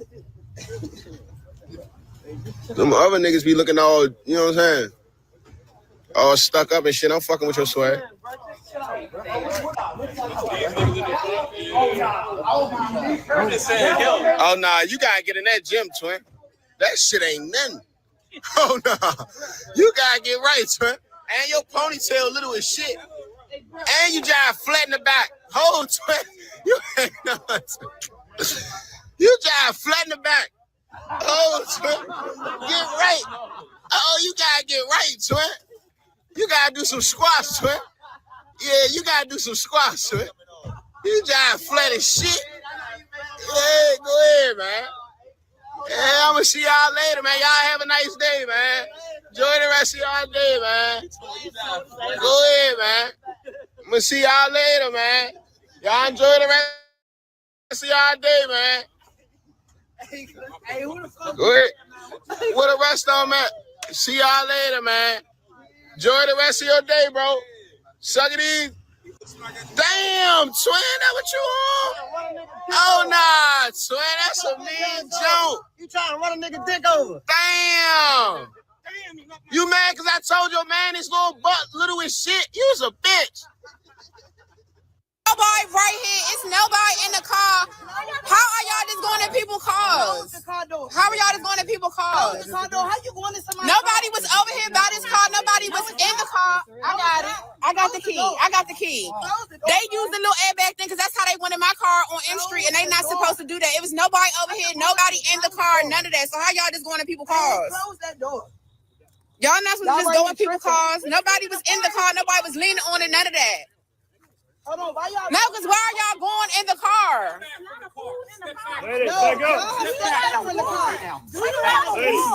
Back up. Okay, back up, y'all. Back up, y'all. Okay, back up. Back up. Okay, don't touch me. Okay, don't push me because we didn't touch y'all. Don't push me because we didn't touch y'all. We did not touch y'all. We're trying to figure out why are you guys are going in the car. Nobody touched him, and he's touching people, pushing people.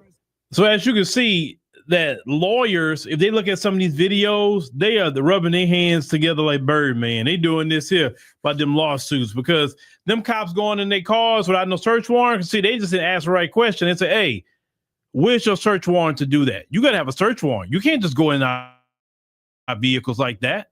And anything you find in there, 'cause that's the thing. If they don't have a search warrant and they find anything in your car, any kind of evidence, it's not admissible. But they didn't have a search warrant. No, the cop can't just walk up to your cars and go in them. That's violating all kind of rights, right? And that video, that last video was the one that really got with me. Is that one? Like, so I guess we just gonna be violating people's rights, and they just trying to look for something to lock black people up on. You understand? Well, here's the thing. Contrary to white supremacist belief, we're not criminals. That's why you're not finding anything. Even though you're breaking into black people's cars, you're not finding anything because we're not out here committing crime. I know among you, each other, you sit up here and say, oh, these black people out here committing crimes or whatever. Like, no, the majority of black people aren't committing crimes. We got some that's committing crime, but every community got people that commit crime. Now the other brothers laughing at them police, you know, talking to them crazy. Why? Because nobody's committing crime. And so they're like, man, like, look, I'm going to go ahead and just roast these people. For what? Like, they have no reason to even be out here. None. And it's extremely sad and ridiculous how black people, you know, got to be dealing with this. But see, you know, we deal with these issues and just take it with a smile. And we know at the end of the day, we always going to outlast them. Always. They can never keep up that oppression like that. It's too costly and it just don't even look good for optics. And then once Trump get his little 30 days, whatever he wants to do, then he going to try to move on to something else to distract off of everything but them doggone Epstein files. He don't want to talk about them Epstein files. Not at all. And all the people that support him talking about MAGA or whatever, well, where's some Epstein files? There's not no rampant crime in D.C. Because if it was so-called rampant crime in D.C., then where is it at? Where is it? Because I don't see it. I don't see nothing going on in DC like that. The last time I was in DC, everybody was living their life. Brothers and sisters in the community. Y'all put all this money into police budgets and y'all stop crime. How is it that all the billions of dollars y'all give police departments and we shouldn't have no crime? You shouldn't take federal anything. No city should have crime based on the billions the police department get. So where is the money going? And have y'all noticed they never talked about doing a dose to these police departments? Have y'all noticed that? Find out where all the money going. If they're giving billions of dollars to the police department, where is it going? Where is it going?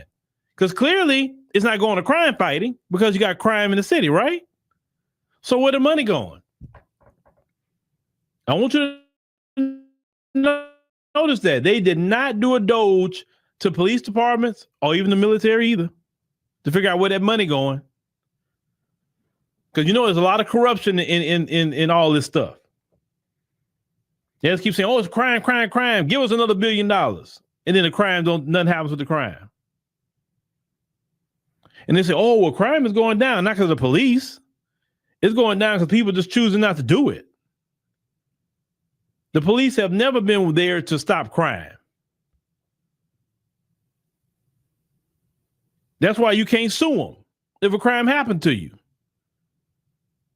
Because they legally not there to protect you. But yet our tax dollars got to keep going to them. That's why brothers and them laughing at y'all joke. Because you're not doing anything. We're just being in the way. But yeah, brothers and sisters, they violating all kind of rights. And y'all in DC, please get y'all lawyer together. Get y'all some lawyers and start suing these people for violating your rights. Sue them. Because they got to pay. Now, you may have a little pushback while Trump's in office, but you better believe whoever the next president going to be, you better get your bag. Trust me. Save them videos. Because they ain't had no search warrant. They violated all kind of rights. They can't have what they call illegal search and seizure. They can't do that. They got to have a search warrant signed by a judge to go do that. They can't just say, well, give us a search warrant to go search all the parking lot. No. That's not the way that works. They have to say, we've been surveilling this particular car and we want to search it. So give us a search warrant because of this evidence. They can't just go search everybody's car. That's not the way it works. So please, y'all, get y'all some lawyers. They violating so many of y'all rights right now. It's crazy. And I'll be suing that police department, every department that's out there searching. I'll sue and get your bag. I don't know. Sure, I'm surprised Benjamin Crump is not rubbing his hand together right now. All the rights are being violated in D.C. But y'all, please record what these police are doing. Because there'll be evidence in court that they cannot deny. That's right, Uncle Phil. Sue them mugs. Sue them. Like Uncle Phil said, get your lawyers together if you're in D.C., especially in Southeast. Sue these mugs for your violations of your civil rights. Like, this is ridiculous. These mugs just running up in people's houses, running up in black people's cars, searching without warrants. They need to have a search warrant. And like he said, if they don't have a search warrant and they find something, then it's going to be admissible in court.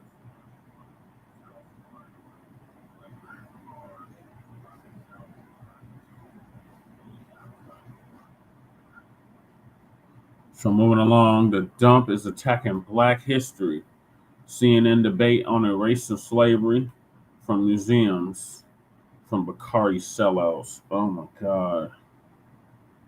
So I guess Bakari sellouts was on Abby Phillips on CNN, and they got into it with suspected white supremacists about Trump attacks on Black history.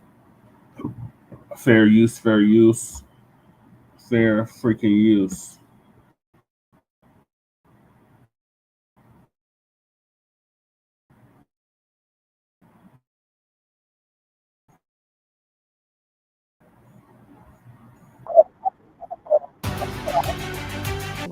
By arguing in part that slavery in America can't just be blamed on one race. And that museums put too much focus on the role of white people who participated in that terrible institution. And now tonight, that same argument is being one of the reasons for his crackdown on Smithsonian museums is, quote, everything discussed is how bad slavery was. What we try to do on this program is create a platform for discussion and debate that reflects the very real differences that exist in this country. It's what echo chambers in our society fail to do, frankly. But on this topic, it's important to say objectively, slavery was indeed bad. It was evil, the nation's original sin. And it is impossible to understand the true history of this country without fully grappling with slavery's impact. Simply because of their birthplace and the color of their skin, the bodies and spirits of Black men, women, and children were exploited for profit and power. They were forced onto ships, bound by shackles and collars that ripped off their skin. One older man described it as iron entering our souls. Some chose to jump into the waters infested with sharks rather than feel that iron. Now, once they arrived on this very soil, they were forced to work by way of the whip, despite being starved, sleep-deprived, threatened, tortured, physically and psychologically. They were auctioned off, humiliated, fearful, and separated from their families and their children. Black women and girls were raped and sexually assaulted. Many were brutally murdered and mutilated. Now, this endured for decades, centuries. And even in the places where slavery was not legal, institutions from our banks to universities were built on enslaved labor in both the North and in the South. And for many of the white Americans who did not personally own slaves, they benefited from a caste system that concentrated wealth and political power in their hands. So when we acknowledge the existence of Black people who operated George Washington's Mount Vernon or the Black hands that built the White House, we are acknowledging the existence, the perseverance, and the contributions of the souls that white supremacy sought to erase.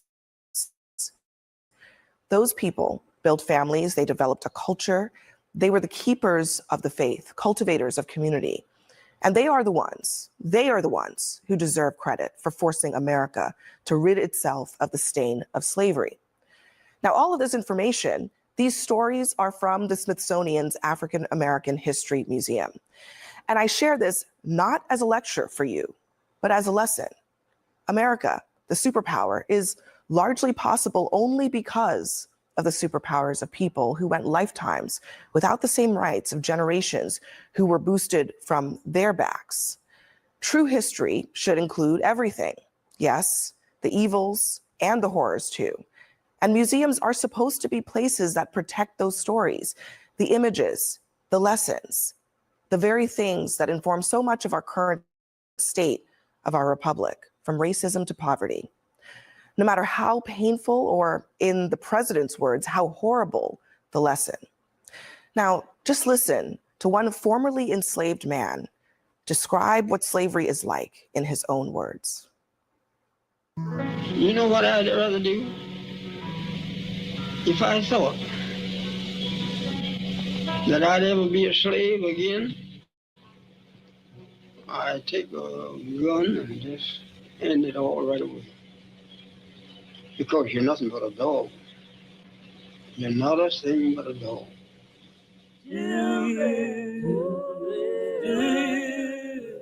We are here in the studio with our panel, Leah Wright-Rigueur. I was actually surprised to see President Trump basically saying the quiet part out loud, that this review of the Smithsonian is not about even just something vague about reviewing history to make sure that it's fair. He wants to make it so that it talks less about slavery. What does that say to you? Well, I think it's an effort. It's part of a larger effort to both stainwash and whitewash American history, and essentially erase all of the parts and disappear all of the parts that make Americans, that make President Trump uncomfortable, that feel distasteful, that are a reflection of the actual real and horrific parts of our history. And I find it a little ironic. You know, earlier today, as I was listening to some of the commentary, my first thought was, wait a second. I wonder if the president has actually ever visited any of the Smithsonian museums. And then I remembered that in 2017, he actually took a tour of the National Museum of African American History and Culture. Let me just play actually what he said during that tour. Listen to this. I had the privilege of visiting the National Museum of African American History and Culture right here in Washington, D.C. It's a new, beautiful Smithsonian museum that serves as a shining example of African Americans' incredible contributions to our culture, our society, and our history. It also tells of the great struggle for freedom and equality that prevailed against the sins of slavery and the injustice of discrimination.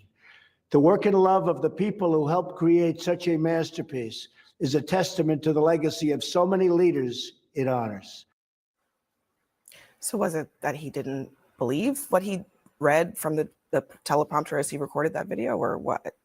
You know, I'm really struggling to understand in a lot of ways, particularly given that the tour that he took with director Lonnie Bunch was actually a reflection of really the mastery that and really the care and the patience that historians, that scholars, that curators put into the Museum of African American History and Culture. It is not just about the horrors of slavery, although it tells that very important story. It actually follows this really brilliant model where you move through the museum and it tells the story not just of enslaved Americans in America, but also of the resilience, of the triumph. And in doing so, it tells a story that is very much about democracy and about a quest for democracy and the way that Americans both built this country, but also the story and the narrative of like a truly American experience.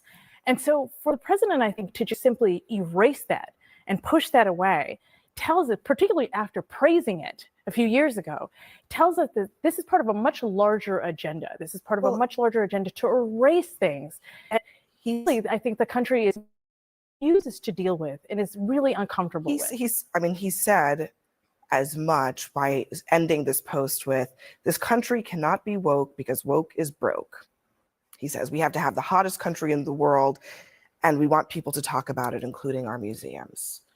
Why is he equating talking about slavery with woke? Well, look, I think, let me just start this conversation by saying that my personal view is slavery was a reprehensible institution. I agree with your words that it was our original sin. We also fought a war to eradicate it and to get over it as a country. And that was a necessary thing that happened, and a lot of people died, and we did eradicate it, and that's a good thing. I think what he's asking is, in our museums, what defines us? Are we going to be defined by the worst moment or the worst institution or the worst mistake we ever made? Or are we going to be defined by what we've done moving forward to get over it and to become the greatest nation on the earth? My belief is that he wants to look at these museums, not because he wants to do away with the idea that slavery occurred, but that he wants to ask a very simple question. Are we going to present ourselves as being exceptional or not? And I think he believes there is an effort by some to continue to try to define us from our worst moment instead of to try to focus and define us based on our best moments, which started when we eradicated slavery and began to move forward as the light of the world. And so that's what I think. Museums, that's what makes us an exceptional nation, is because they tell the history and the story of our country, and therefore, you know, these horrible, horrific moments in our history. The original sin, as Abby talked about, when it comes to slavery, has, you know, we of course did eradicate it, but look where we've come today. And I think those museums, like to your point, make America exceptional, and museums all around the world that document atrocities, whether it be, you know, from Nazi Germany to eradicating slavery here in the United States, you have to learn the lessons of the past, and to deny it is to defend it. I don't think he's denying it. And Bacc may want to comment on this as well. But I think what he wants to ask is a simple question. As we present our history, are we spending most of our time focused on something terrible?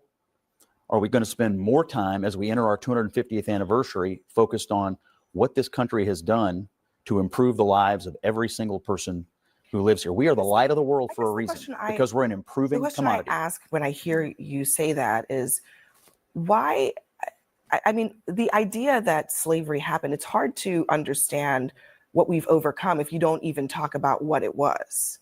You know, I think that kind of waters down the whole. I don't think anybody is proposing that we ignore that it happened. I don't think think that's accurate. I think that the problem is that there are people, and Scott used the term a couple of times, and I don't think it was meant with any type of ill intent, but he said, you know, we got over it. And I think that's the problem. I think that there are a lot of people in this country who believe that for some reason we got over it. I mean, the fact is that American chattel slavery is vastly different than what Jillian Michaels and others talk about when they talk about slavery around the world. I mean, the chattel slavery system that we had was extremely transactional. It was actually codified in law, and it was based upon the color and race, as you so eloquently pointed out in your opening. And so not only when you think about that portion of where we are, 26 of our first 30 Supreme Court justices own slaves. The people who are on our money every single day own slaves. United States presidents, members of the United States Congress own slaves. Lehman Brothers, we're not far from Wall Street, own slaves. Brooks Brothers suits that we wear own slaves. So not only are we talking about the epicenter and the foundation of where our country was built, we have to acknowledge that. But even more importantly, and this is where I believe that Scott and I can find agreement on this issue. I mean, Breon and Megan Walker, two of my best friends in the world, their dad was the first African-American SGA president at the University of South Carolina, right? He was an exec at IBM, but he was one of the first, right? We're still talking about first that emerged and stood on those shoulders. I tell the story often about my mom and dad. My mom helped desegregate high schools. In Hamilton High School in Memphis, Tennessee, my dad shot in the Orangeburg Massacre. This is a part of my story. This isn't some faint, distant history. Yeah. And so the reason I bring that up is because I think that American exceptionalism talks about the fact that Black folk enslaved folk help build this country for what it is. Mm-hmm. They built Washington, D.C., but all of us are around this table. Abby, myself, all of us, not just Abby and myself, all of us are around this table because of the sacrifices and the blood and the sweat and the tears these people poured in. I also come back to why the focus so much on slavery when it comes to rewriting history. There's a lot of history that is in these museums, but he's focused on one thing, and that is that there's too much slavery being mentioned in the United States of America. That's very odd, Batia, honestly. So I want to start by saying I actually agree with everything that's been said, and I loved your opening. And so I offer these comments very humbly because it's an honor to be included in this conversation, which is very solemn. And I think we all understand that, and we are all looking for the common ground here. And so what I'm about to say, I don't mean in any way to negate that tone. But starting around 2011, 2012, sociologists started to notice a shift in white liberal opinion polling to where white progressives became more extreme in their views on race than Black and Hispanic Americans. And they called this, the sociologists called it the Great Awakening. And when they postulated, where did this come from? Why did white progressives suddenly start obsessing over race in a way that was actually far to the left of where Hispanic and Black Americans were on this issue? They found that the media had shifted radically how it talked about these issues. So for example, in 2010, the words white supremacy were mentioned 75 times in the Washington Post and the New York Times, but the Washington Post and the New York Times, and 2,400 times in NPR. The word racism, 4,000 times in 2020. The words white and racial privilege from 2013 to 2019 grew by 1,500% in the New York Times and the Washington Post. And the word slavery itself exponentially skyrocketed as a percentage of words.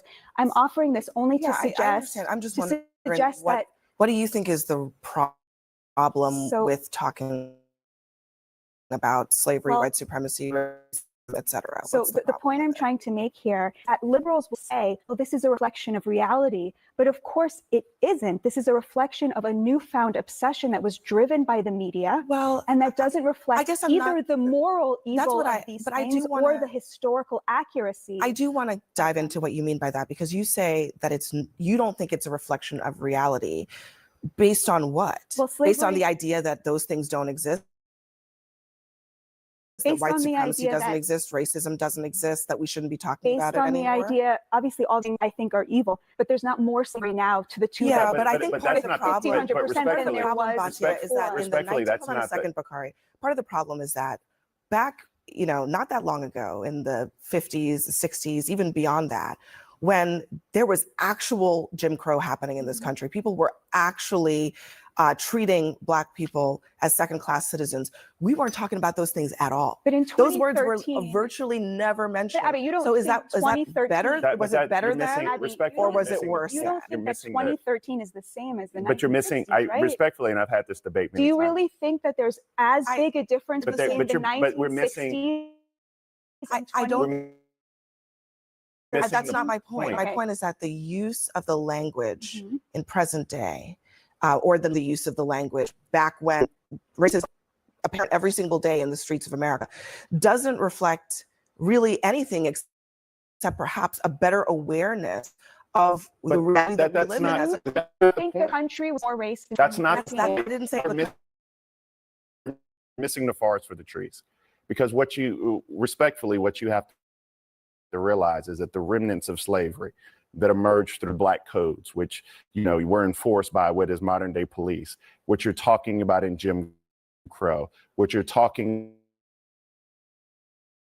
about in the civil rights movement, those fights, they weren't even Georgia or in every gave up so that African Americans get in the primary system. When you talk about here in Eliza Biggs, who actually were the foundation for Brown versus the Board of Education, when you're talking about Sarah Mae Fleming, who sat down on a bus before Rosa Parks, you're talking about the foundation of where we are today. And you see those remnants of injustice even as we sit here today. You have a quarter of shame in South Carolina. Scott just was in South Carolina along the I-95 corridor where Black and brown kids go to school. Their heating and air don't work. You have hospitals that are shut down. You have redlining that affect Black people today. You have USDAs, right? The Farm Subsidy Program, which wasn't allocating funds to Black people. So yes, although you might want to say, and one of the most amazing things about Barack Obama was that we believed we were in this post-racial society. We are not. And so my point to you is that every ounce of change that we've ever had in this country has been because Black blood flowed through the streets.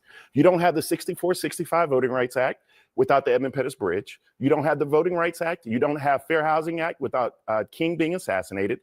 We don't even take the Confederate flag down without 9 people being killed in a church, right? We don't talk about criminal justice reform without a Black man being killed in the streets. And so when we are articulating our views to you about the remnants thereof, I understand your point, that we are not shackled or in bondage like we were in slavery.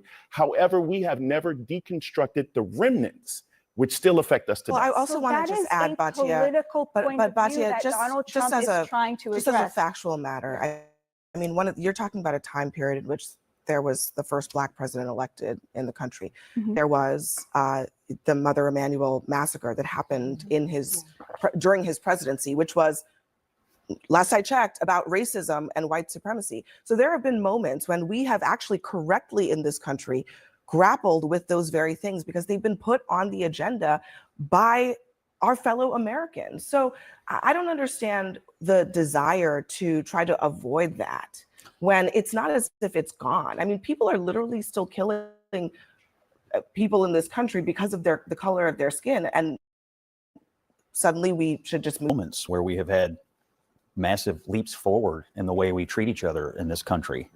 I mean, I agree with Batia. Where we sit today is vastly different than where we sat in the 1960s or the 1920s or the 1860s. I don't think anybody's disputing that. And it's not even close. It's I don't know, but I don't think anybody's disputing that. I think it's just a question of, do we need to just stop talking about it because we're not in Jim Crow anymore? Proposing that, but what I do think he is proposing, and I think this is worth discussing, is that as we go into our 250th anniversary, how are we presenting ourselves to the world? Are we presenting ourselves as a country that is obsessed with our worst moment, or are we presenting ourselves as a country that managed to overcome our worst moment and have been improving ever since? It's not about being obsessed with our worst moment. I mean, again, I think it's an important part. last year, 17 million people visited the Museum for African American History, History and Culture. And I think that's an important number because part of what they saw was that this was a story about African American resilience. This is a story about community. It is a story about democracy and triumph. But it is also a story about two parts of the same coin that you can't have. And I think this to Bakari's point, that you can't have that story of resilience. You can't have that story of expansive democracy without understanding how it happened and how we got there. You can't erase slavery. Well, it's over and done with. And now we're not going to talk about it. A quick moment, though, on Donald Trump's role in all of this, because I think that kind of gets glossed over. I mean, the idea that the president is saying that he is going to have his attorneys go through the museums the same way that he did the colleges and the universities is, as far as I can tell, not something that we've seen in this country in a very long time. And it's also something that deserves to be pointed out as not normal. I think it's not normal, but also, is this a good use of time for the president of the United States to be doing this? I think you saw that clip in 2017 when he was praising the African American History Museum. He was talking about his tour and the visit. I'm not sure what changed from now until then. I'm not aware of other exhibits or other like language being inserted into anything that's being, shown at the museum. What's changed is the backlash on the right. Yeah, against anything that has to do with race. And he is leaning into that because that is where his political base is. But we also have a responsibility to the facts and to actual history, not just the version that suits us in this political moment. I think that the president is throwing stuff against the wall even when he tweets stuff like this. And I think that you have to be cautious about discounting people for their remarks, particularly when you have the president of the United States. But coming from the South where I'm from, you don't have to necessarily read about your history in history books, which is fascinating because you go to the barbershop and people tell you about when King came to town. I mean, people actually, they slept on jailhouse floors, they smelled the bullets come by. And so you have this griot type of culture. The danger, however, is not with Donald Trump, who's an 80-year-old man. And this is what we haven't tackled. The danger is with people like Dylan Roof, who had as much hate in his heart as Lester Maddox and other individuals during that time period. We have an entire generation who will discount that history. And I prefer, and I think this, kind of to your point, progressives and liberals and even people to the right, particularly now, have gone to this point where we don't want to have the free flow and exchange of ideas, where we cancel people who have ideas that are different from yours. And I think we have to get back to a point of having more education, more books, more museums, more history in those museums, more exchange of ideas so that we become a more educated country. Because right now, I feel like this country's dumb as hell. All right, we'll leave it at that. Next for us, a red state is now giving teachers ideology tests to weed out the woke. Here are some of the questions that they're going to be asked. Plus, more Republican governors are sending their own troops to Washington, D.C. tonight to join Trump's takeover of the city. We'll debate that.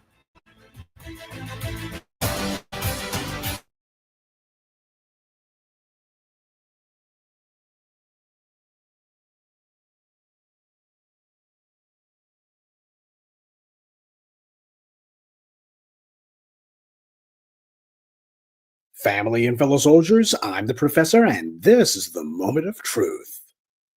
The Orange Man is making headlines again, this time for saying that he wants to review the Smithsonian's exhibits because, as he put it, everything discussed is how horrible our country is, how bad slavery was, and how unaccomplished the downtrodden have been. Some of Trump's administration operatives wrote a letter to the Smithsonian Institute's secretary saying that their goal is to celebrate American exceptionalism, remove divisive or partisan narratives, and restore confidence in our shared cultural institutions. Well, for the record, American slavery was a shared institution. Everybody was involved. People of all colors were there. Black people were being beaten, raped, lynched, and killed, and white people were the ones doing the beating, raping, lynching, and killing. Black people certainly weren't doing that to themselves. And this went on for hundreds of years. And all these other groups, they were also involved. They helped to uphold slavery too. Everyone from the Native Americans to the Mexicans and the Asians and such, all of these people were slave owners. All of these people were slave catchers. All of these people were supporting the peculiar institution. So American slavery was a shared cultural institution. What people resent is when you talk about what part everybody had to play in it. No matter what phony outrage you get from the white media on this issue is, the truth is they're loving it. Donald Trump is bad for democracy, as Mo Lester Moonves said, but he's great for ratings because people are actually engaged with their favorite pretend news channel. He gives the talking heads plenty to talk about, but for anyone with an IQ higher than their shoe size, there's not much thought going on. Now, what is Donald Trump really up to? What's his real game here? He's been in the past praising Black History Month, at least in the past. This year, though, he was reported as wanting to remove Black figures from the Department of Defense's historical commemorations, but then he backed down on that. Donald Trump's racism is real, especially when it comes to Black people. And so is his desire to bury the Epstein files scandal under a mountain of other headlines, which hopefully have nothing to do with Epstein. Ginning up controversy has also been an effective way for Trump to make the white media look the other way while he barrels through more of his so-called agenda. All of it being done under cover of chaos. At this point, you can't even say that the white media is being played like a fiddle. They're not. They know the orange man's game and they love to play it because it benefits them too. All right, now, what are the chances that Trump is actually able to do any of this? Hard to say right now. The Smithsonian is not an executive branch agency. It's actually a trust that was set up in the 1840s by a Brit, no less, and it's supported by federal funds. So does Donald Trump actually have the ability to control the Smithsonian's exhibits? That's a serious legal question, but as it stands for Donald Trump, it's actually a win-win scenario. If he goes to court and they crush him and show that he doesn't have the authority to curate the Smithsonian's exhibits, well, at the very least, he gave a temporary sugar rush to his base, and they'll look and say, well, at least he tried and he sent a message. On the other hand, if it's litigated in court and a judge actually says, well, he does have the authority to curate the Smithsonian's exhibits, well, then he can look at his base and say, see, I'm getting things done. It's not going to change their lives, but it's not meant to. It's meant to change Trump's life by getting attention off of Epstein. Black history, however, is the real issue here. And why is it that there's not actually a defense against what Trump's attacks are doing? That's because Black history has been under relentless assault by Republican politicians for years now. That's not new. The problem isn't that the GOP is being typically racist. The problem is that Democrats who claim to be so concerned, they are not and have utterly refused to make an issue out of defending Black history being taught in schools or preserved in the public square. Neither the Democrats nor their on-air or online mouthpieces are treating any of this as the political and historical crisis that they claim to want you to think that it is. Instead, they're just twiddling their thumbs about it. Where are the Democrats who are promising to gut every bit of censorious GOP legislation that tries to whitewash history? Where are they at? Where's the Democrats at who are running on a platform of reinforcing the teaching of Black history? If they actually do believe that teaching the history of slavery in America is an important part of the American story, then where are they at to say that we're going to stand up for it no matter what? They call themselves removing it over in the GOP. The next time the Democrats are in charge, we're going to reinforce it. Well, they're not there. They're not saying anything. And that inaction tells you everything. While you have the left corner of the white media pointing out that Trump wants to focus on feel-good history for white people, the real question is, why aren't Democrats running on a platform to not only resist these specific policies, but to also promise that they will reinforce and expand the teaching of slavery? You push, we push back harder. Where are they to do that on this issue? Instead, they're just giving the usual tisk-tisk about the orange man's latest performative extremism. Well, that's meaningless. For the last several years, we've seen this in places like Florida, Texas, and Louisiana, the iron triangle of stupid. Democrats just let trash like DeSantis do whatever he wanted, and Democrats did nothing to retaliate or to make reversing these policies a key part of their party platform. And then we have the shills, suck-ups, and sellouts who tell us that we have to vote Democrat because of this. Okay, and what have the Democrats said that they're going to do about any of these anti-Black policies? Donald Trump hasn't removed any exhibits from the Smithsonian or anything, but if he does, will Democrats promise to restore them and promise to expand them? By allowing attacks on Black history, Democrats are also giving a wink and a nod as the historical basis for reparations and our other social justice claims are also under attack. Democrats are doing that deliberately. No matter what they may say publicly, they do not want to have to do pathetic gestures like housing vouchers and all of the other phony reparations gestures that they've done, because the grassroots isn't fooled by this. And the more that the Democrats pretend to do reparations, like the giving back of Bruce's Beach, etc., the greater the chances become that they will eventually be forced into a real debate about doing real reparations. So Democrats want this issue to be buried altogether. And that starts with letting the Republicans do the dirty work of burying the history. Democrats are fully in favor of that. And on a side note, you got one of the main tethers in the Congressional Immigrant Caucus, Richie Torres. He was acting like he was standing up to Jillian Michaels on CNN. What a joke. You got a tether calling himself speaking about American slavery, which nobody in his lineage had anything to do with. And he himself, you can count on one hand the number of times he's even talked about the issue. But this is who the white media puts on camera to stick up for teaching slavery in America's museums. End of rant on that one. But the point is, I'm not seeing anything from the Democrats but the same old shaking their empty heads and saying that mean old Trump, and this is why you need to vote for Democrats. Well, over here, we don't vote for nothing. I need to know what I'm going to get for my vote. You got to tell me. And what the Democrats have told me is nothing. Democrats are so dedicated to doing absolutely nothing for Black people, to maintaining the policy of benign neglect. They're so dedicated to making sure that they don't even mention us, that even when talking about preserving slavery exhibits in the Smithsonian, Democrats don't dare say that they're going to lift a finger to preserve Black history. 3 generations ago, both parties embarked on a strategy of benign neglect.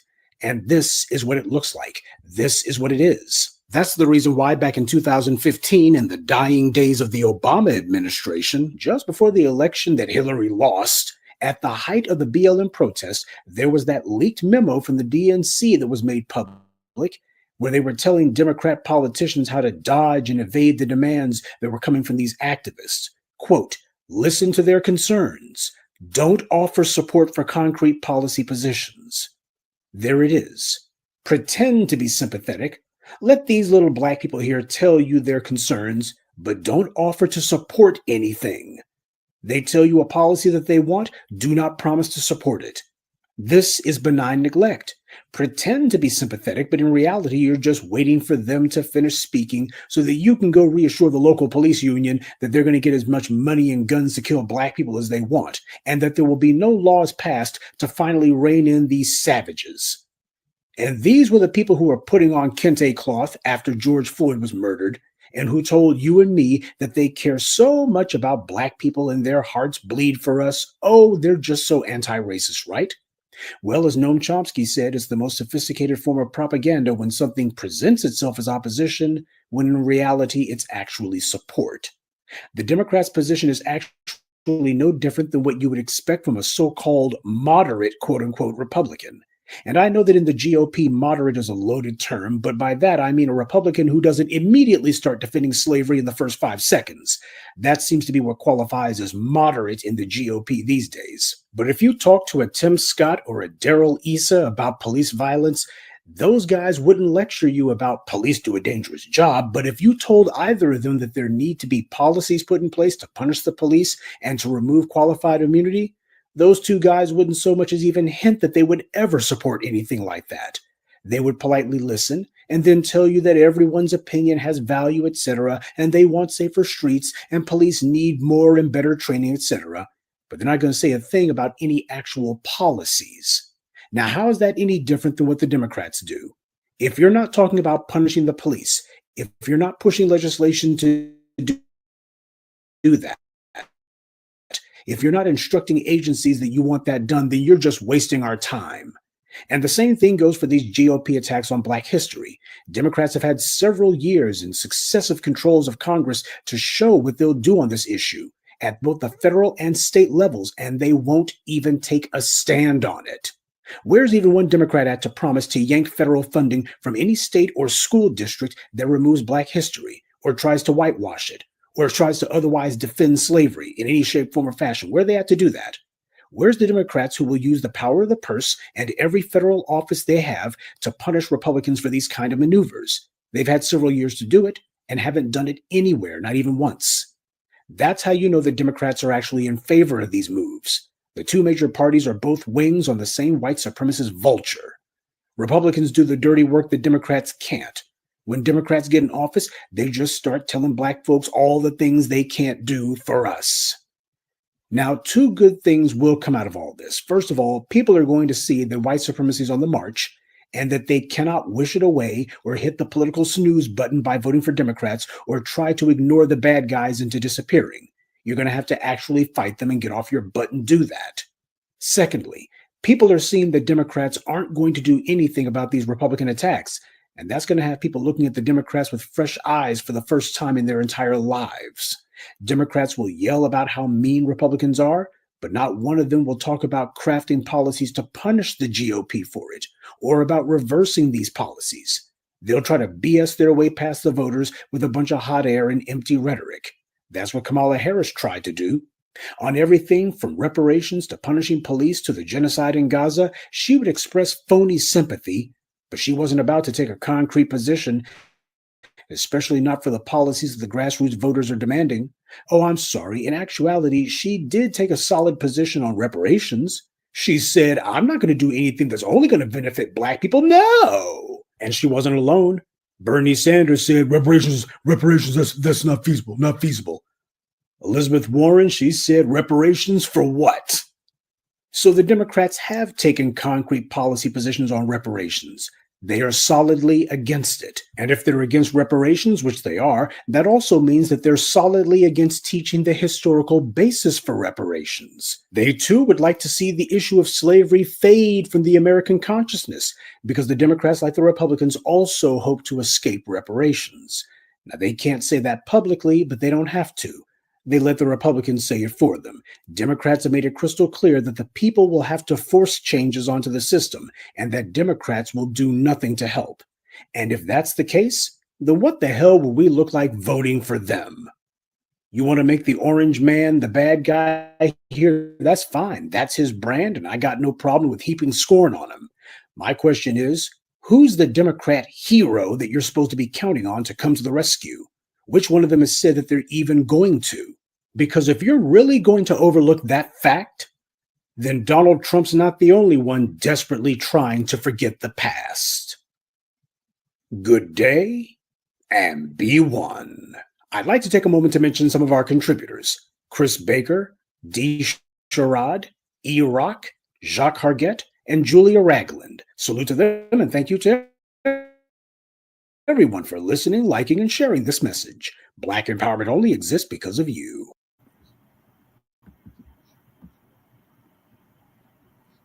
All right, so that's that. The dump threatened Smithsonian over slavery. So the next topic is Native Americans, the $5 Indians. Keep telling us that we were already here, but these ones that keep talking about they are Native Americans, they have their tribal cards. They're in fear of deportation now under the dump. ICE is deporting tribal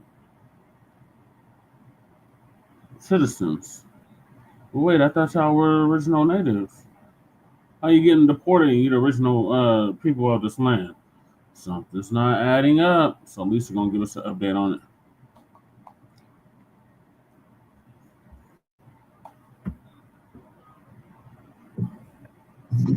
Shalom, family. Good to see you all here. This is my final live stream today. I did 4. Man. Okay.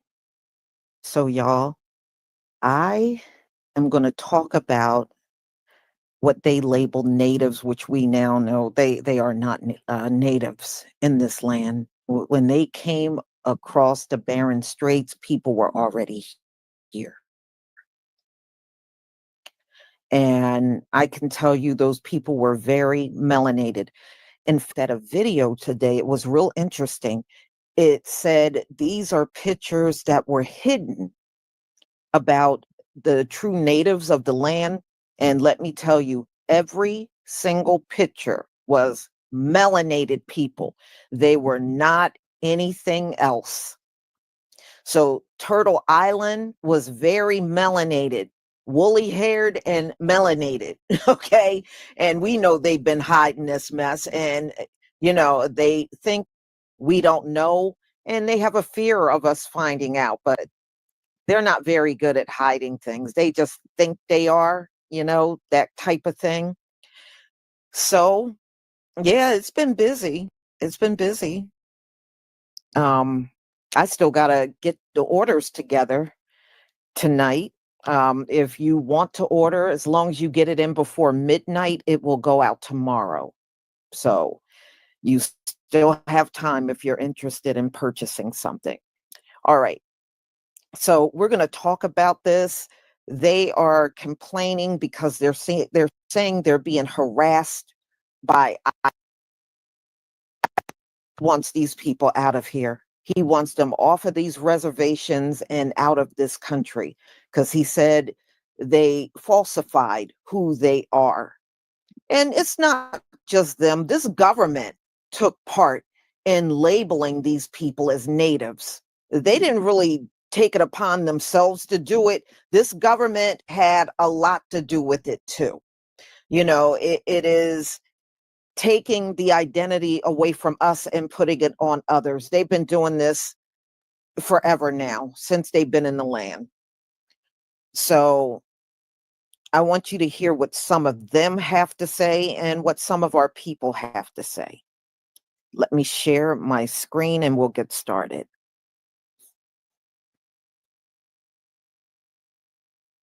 Give me a 1 if you can see my screen.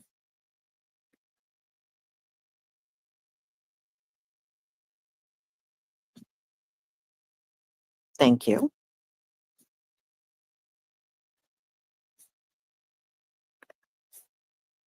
But what I know and what I've heard and just what I've seen is that the GOP is trying to say that birthright citizenships of Native Americans isn't a real thing. That we were not here, and so it's not all right just to be a citizen of America because now I'm hearing because we actually came from Siberia and we weren't always here. So that's what I'm getting at, is that there's a lot of different places I've heard, and right now up north, people's reservations are getting split in half and some are being sent to Canada. How is that possible? I don't really know. The Siberia thing, I don't know. I'm just reading comments, and this is what everyone's saying is we weren't from here. We're not the first ones here. Okay, I wasn't here years and years and years ago, so I can't really tell you, but from, I don't know, just history in itself, I don't know where the hell we're all going to go.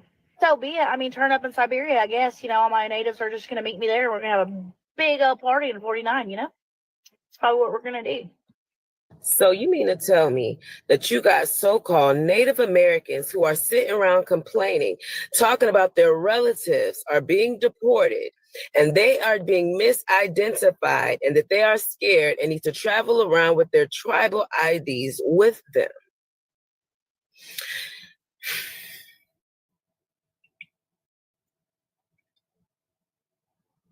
And they also said that it's not them, these are their cousins that's being deported.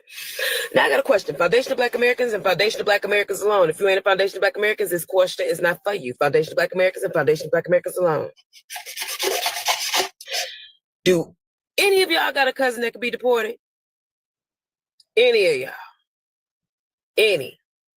I don't speak too fast. Do any of y'all got a cousin that could be deported?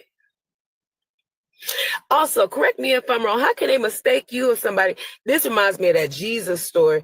When I was little, this is how I knew Christianity was When I was little and I heard that story of Jesus escaping to Egypt, how the hell can you escape and blend in somewhere if none of the people look like you? Didn't make no sense. However, he could run somewhere and blend in if all the people look like him.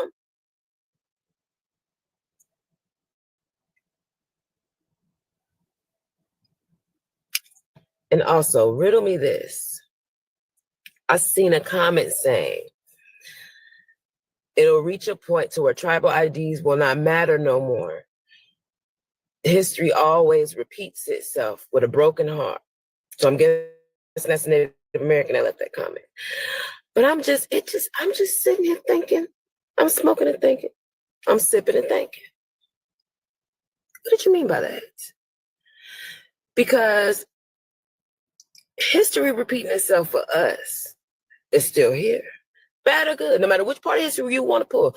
You want to pull our creations, you want to pull out slavery, you want to pull out the way they enslaved us on our own plantation, you want to pull out anything, it's all here. What do you mean by history will repeat itself and your tribal IDs will not matter no more? It's almost like you trying to say, and I'm just trying to put two and two together because that comment, it was equaling 5. Because it's almost like you're saying that you made a deal with somebody that has crossed you before, and you're at risk of them crossing you again. But I don't know. Why is my people so in a frenzy about the Native Americans being detained and deported? Help it make sense. I mean, just make it make sense. Our government don't need them anymore. Their purpose has been served. They living on federal subsidized land, not paying taxes, and they getting money from our government. And they not even the original people of this land. They're from Siberia. They came onto our land and they befriended and betrayed our people, sided with the Spaniards, helped conquer our land and enslave our people. And when we was freed from slavery, they were the last ones to free their slaves. They didn't even want to free us. And see, our government knows who the true indigenous people of this land is. And when our people become known as the true indigenous people of this land, all those taxes that our ancestors been paid and that we done paid, they got to get it back to us. So basically, fuck a reparation, we want restoration. Time for a change. Educate yourself. Knowledge is key. Know who you are, know self. Continue to grow and stay woke. And I have a nice day. Trump is showing no discrimination even towards Native American Indians. So if you look right here, you will see raising race. So I'll zoom in on this so you can see it. But this headline, NBC News, by the way, we know that's an accurate news source. NBC News says Trump immigration raids snag U.S. citizens, including Native Americans, raising racial profiling fears. We know that's accurate, right? So as y'all know, and for those who don't know, the Native American people are currently being deported. And now you may be wondering, how can you deport somebody who's native to this land, who's indigenous to this land? And I got one simple answer for you. They're not. See, the Gov paid and brought them over here to cosplay as the actual indigenous people. And I know a lot of y'all aren't going to want to hear this, but the actual indigenous people are Black people. And let me be clear, Black Americans. And technically, we shouldn't even refer to ourselves as that for legal reasons. But for the sake of this video, and that's what most people are familiar with, that's what we'll go with. And before all y'all get in the comments talking about what's your source, oh, you're just yapping. My genealogy is my source. Just looking at my genealogy debunks the whole Atlantic slave trade. So let's start there. And so they migrated over here to cosplay as us. And this can give some context as to why Black people have been reclassified so many times. There are so many different names for Black people if you look throughout history. And this is why. Because if I don't teach you who you are, if you don't know who you are, well, then I can put somebody else in your place to cosplay as you. So you don't reap the benefits of your shit. And so therefore I can take your stuff and put a patent on it. And, yeah. Those people that y'all think are Native American, or those people that pop up in your mind when you hear the term Native American, are actually Siberians. They come from Asia. They come from the East. So, and we know how our government gets down. You know, I use you for whatever agenda, for whatever plan I have in store. And then once I don't need you anymore, I kick you to the curb. That's all that's taking place. ICE has started detaining Native Americans during their immigration sweeps, and because immigrants are not getting due process, they will be deported. So far, there are reports of this happening in both Arizona and New Mexico. And the majority of those detained have been from the Navajo tribe. But as the immigration deportation efforts continue to expand to other states, such as California, this will happen more often and affect more Native American tribes. Without due process, they are unable to verify that they are in fact citizens of the United States and will therefore be deported from the United States. Where they will be deported to, who knows? But it's very clear that under the Trump regime, his goal is to create a white Christian ethno-state and remove anybody who does not fit that description. The Native Americans were here first. America's a melting pot of different cultures, races, and religions. And the fact that MAGA claims that they are so American and patriotic is a fucking joke. This is one of the most un-American things to happen in modern American history. We have some big news right now. NBC News has confirmed that as part of Donald Trump's mass deportation raids, ICE agents have snagged American citizens along with Native Americans, and racial profiling fears are growing because of it. According to NBC News, the Navajo Nation office has been flooded with calls from tribal members living off reservation, with many saying that they have been questioned as part of ICE raids. Navajo Nation citizens are American citizens. And the Navajo president has even confirmed that there have been negative and sometimes traumatizing encounters between ICE and Navajo Nation citizens. Newark, a U.S. military veteran who's an American citizen, was detained for a period of time because of an ICE raid. In New York, a warehouse manager who's a U.S. citizen has been detained for a period of time. With more raids to come, this will likely only increase. If you're watching this video and you are fearful, carry your identification with you and go to the ACLU's website to learn more about what you can do if an ICE agent does approach you and you are a U.S. citizen, for example. As always, comment below your thoughts, spread the word, and follow along on here and on my other social platforms linked in my bio.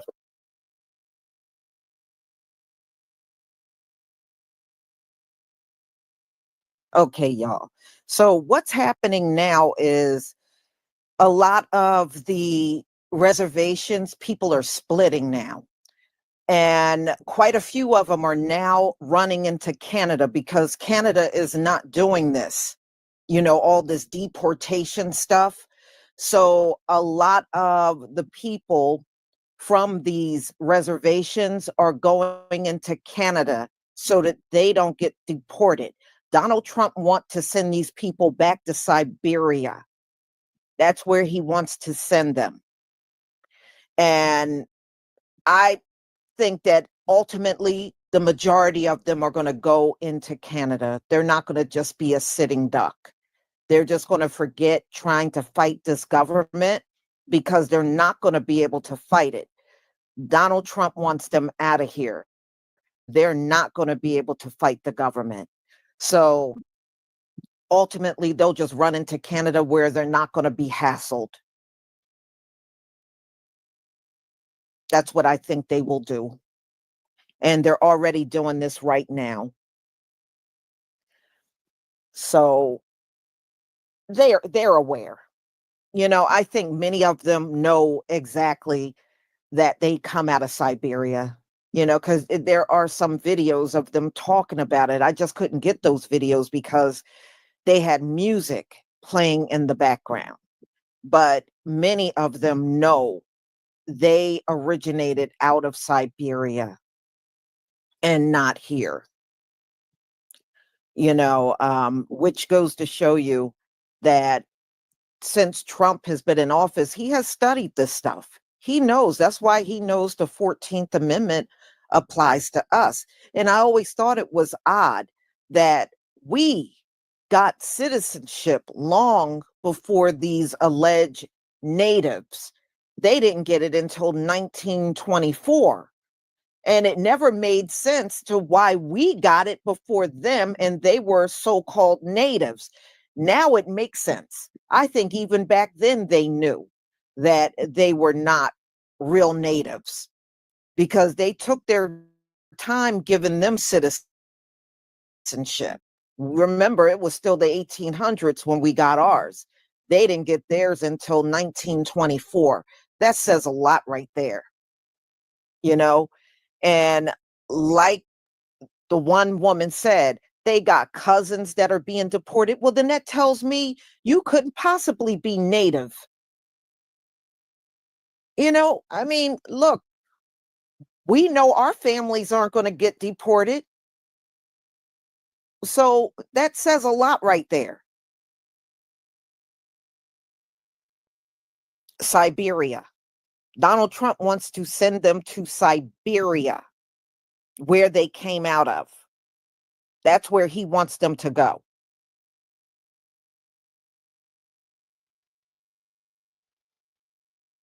Mm-hmm. Yeah. I mean, look, yeah, you're right. They got all kinds of reparations multiple times, not just one time. They got reparations multiple times.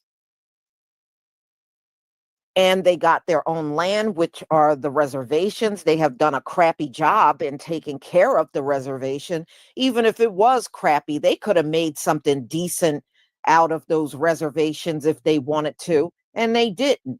They just sit there and they live in them houses that look like raggedy shacks. I don't know if any of you have ever viewed some pictures from those reservations. Those houses are shacks. And it looks like they haven't improved the land since they've been in it. So that's where it stands right now. You know, I think many of them are going to be gone before they have the opportunity to deport them. But they are complaining that ICE keeps harassing them. That's what they keep complaining about. Mm-hmm. So if their cousins are being deported, so what? Are y'all got some connection with the Latinos or something? You know, because that's what I'm starting to think. So then you really couldn't be real.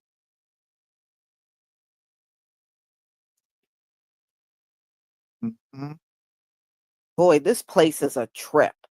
They did everything to confuse people so that you would never know who the real true owners of this land are. That's what they did. They just did all this confusion, hoping that nobody will ever figure out who the original owners of the land are.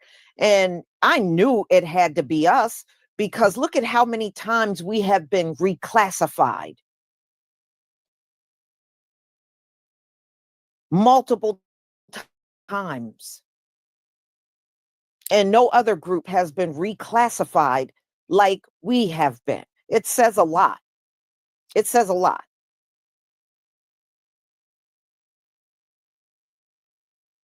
Mm-hmm. If anything, they need to get their money back. They need to get a refund. You gave money to people that never really deserved it. They didn't deserve that money.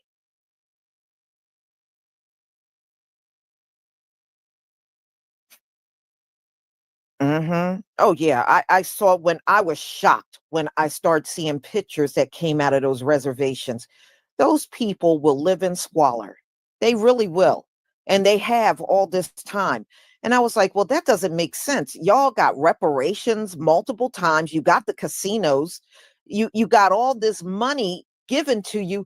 You could have fixed that land up 1,000 times over by now. They could have done a lot with that land and they have failed to do it.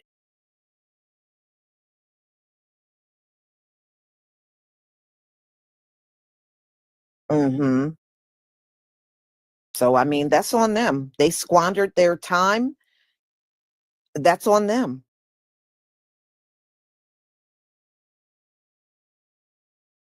Mm-hmm. And plus, they're big adversaries of ours, too. If you go out on TikTok, they don't do nothing but fight with us.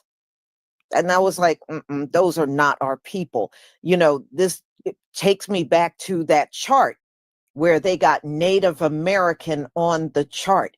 If these folks are Siberian, they originally come out of Siberia, then that's a Gentile that you done put on the chart, on that Hebrew chart.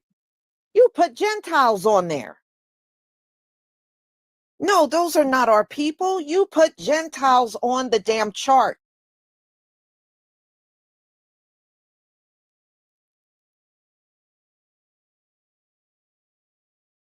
And they're still using that chart, by the way, y'all. They're still using it.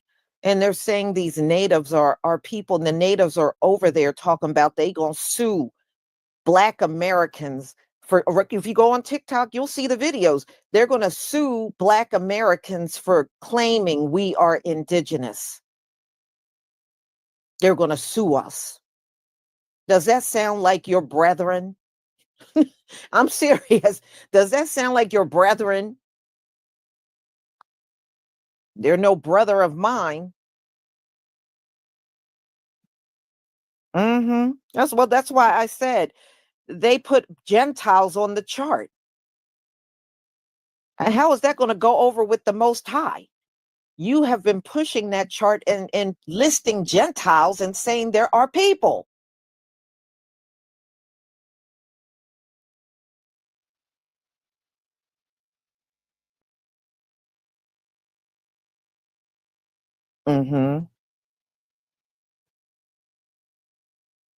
Yeah, well, I don't care what they do.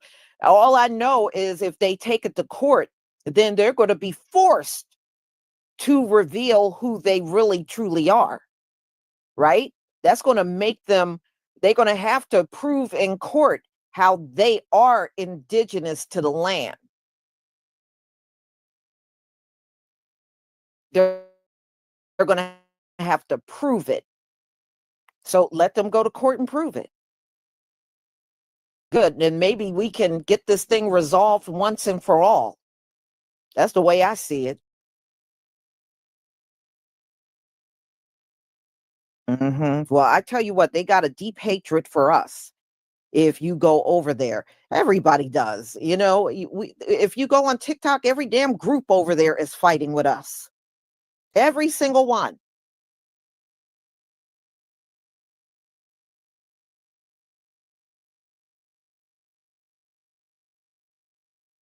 I mean, it's unreal, but I'm kind of glad that the Most High is showing us. You know, these are not your people. They don't like you, and they're not like you. And none of them, if you notice, none of them are cleaving. None of them, even these natives, they're not cleaving. They're not. None of these groups are. So the ones that do, it's going to be very few. I can see that the Gentiles going into the kingdom, it's going to be very small, because see any of them stepping up and trying to cleave to us yet. We don't see it.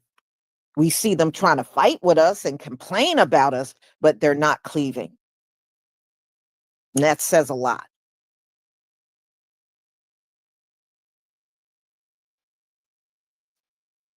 Yeah, well, a lot of the Latinos try to say they're indigenous. And now many of them are trying to lie and say they were in the land when slavery was going on. And that's a lie. They were not in the land. They were not in the land, but they're now trying to lie and say they were. That's why they were complaining when the movie Sinners came out, and they were like, well, where's the Latinos? There were no Latinos in the land back then. Y'all might have been out west, but over here on the East Coast and the Southeast, y'all weren't here. You were not here. You might have been in places like California, Arizona, places like that, but you were not. When you go look at the census, there were no Mexicans over here on the East Coast and in the Southeast. They were not here. They were not here. And they're not in the census at all. Mm-hmm. But I find it hard to believe that these folks are Israelites and they can't even stand the melanated people that are really Israelites. But that you're going to, maybe you should explain that. I mean, I know that we have our differences, but their hatred is right up there with the Latino. Seriously, I would say it's equivalent to their hatred for us, these natives. Well, Siberians. Siberians.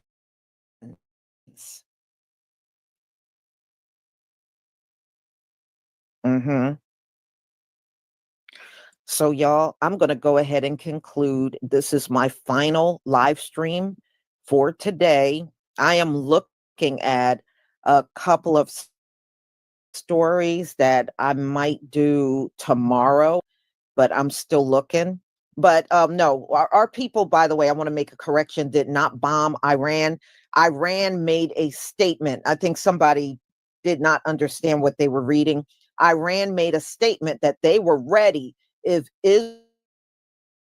Israel ever tried to attack them again, they're ready.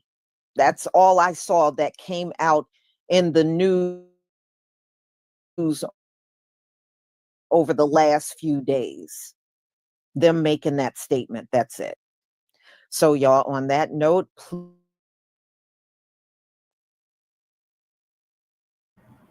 Thank you, Lisa.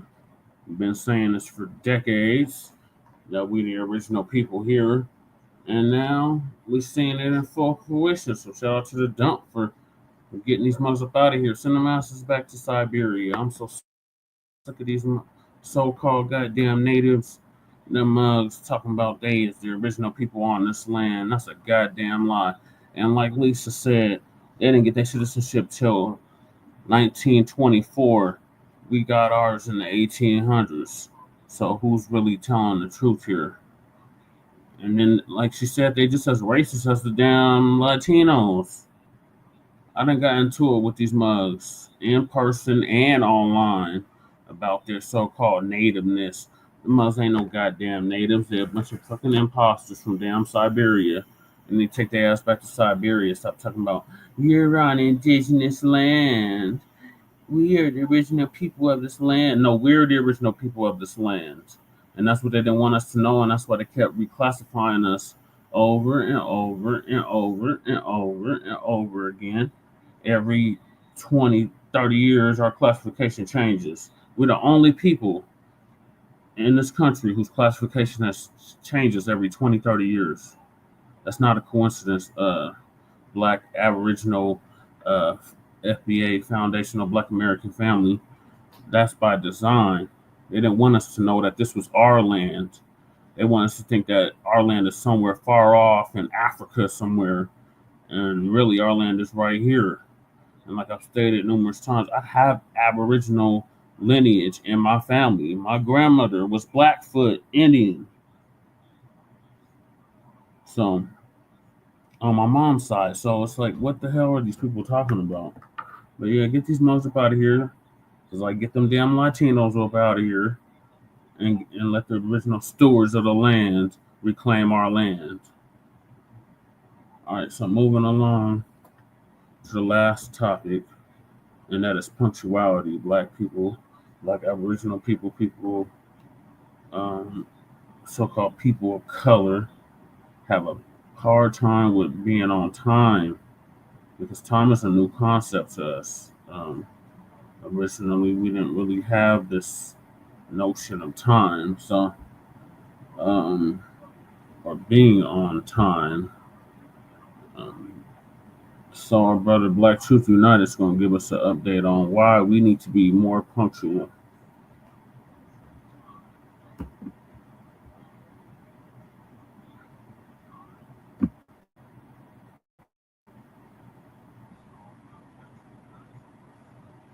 Salute family and welcome back to another video. This is Black Truth United, and today we're going to be covering a very important subject that I don't see a lot of this topic that has been ailing our community for the longest, and that is punctuality.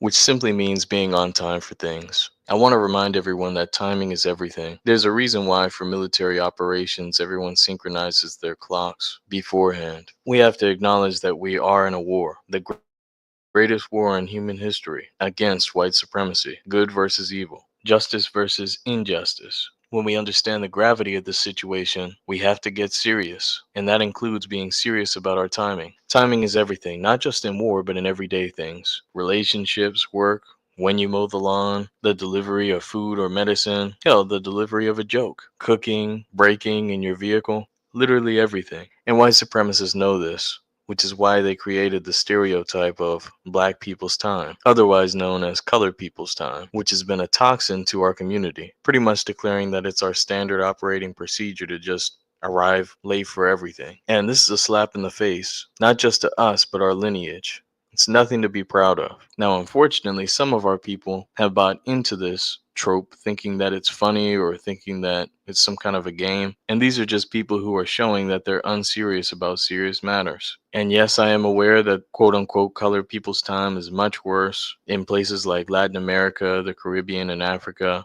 But we're not really talking about them today. We're talking about FBAs. Because let's face it, we're really the only ones who are serious about dismantling the system of white supremacy. There are very few exceptions to this rule. So let's refrain from referring to any other racial or ethnic group. They're really not my concern for this video. Alright, let me clarify this. When I say why punctuality matters, I'm talking about time commitments, not casual things like I'll read this book eventually or I'll swing by the grocery store on my way home, stuff like that. I'm talking about serious time commitments, such as I'll be at the airport at 7 a.m. for my flight that leaves at 9, or I'll be at this meeting at 7 p.m. So that's what I'm referring to. Now, with time commitments, punctuality is everything. Let me give you an example. Let's say you're assigned to make a presentation for potential investors for the company you work for. And let's say you're the best at presentations. You've got the right visuals, you've got the humor to lighten the mood, charts, graphs, everything you need. But absolutely none of that matters if you arrive an hour late and the investors are gone. Again, timing is everything. And in that situation, there could be serious consequences for your lack of punctuality. We all know there's little to no room for error when it comes to foundational Black Americans. We don't have the luxury of failing up like the suspected white supremacist. So you know there are going to be consequences for your lack of punctuality. Perhaps being fired, suspended, or demoted from your position. People can't trust you. There are real world consequences for having a lack of punctuality. So with all that being said, let me give you 5 solid reasons why punctuality matters. Number 1, it demonstrates respect. It shows that you respect other people's time and that you value the personal or professional relationship you have with the person or persons to whom you committed. Point number 2, it boosts your reliability and credibility. When you're on time for things, people know that they can count on you. Your word holds weight, and it may open other doors for you that you weren't aware of. Point number 3, it helps ensure that you'll finish on time. Let's use that same example of a presentation. When you arrive on time or early, you're set up for success. You're set up to actually end on time. Again, showing that you respect other people's time. It's extremely difficult to finish on time when you arrive late. Point number 4, reduces stress. There's nothing like being behind the clock and being pushed into difficult decisions like whether or not you can shoot an armed individual who's lunging at a family member without hitting the family member because you chose to draw your weapon too late. Number 5 is that it reflects professionalism and discipline. When you're on time for things,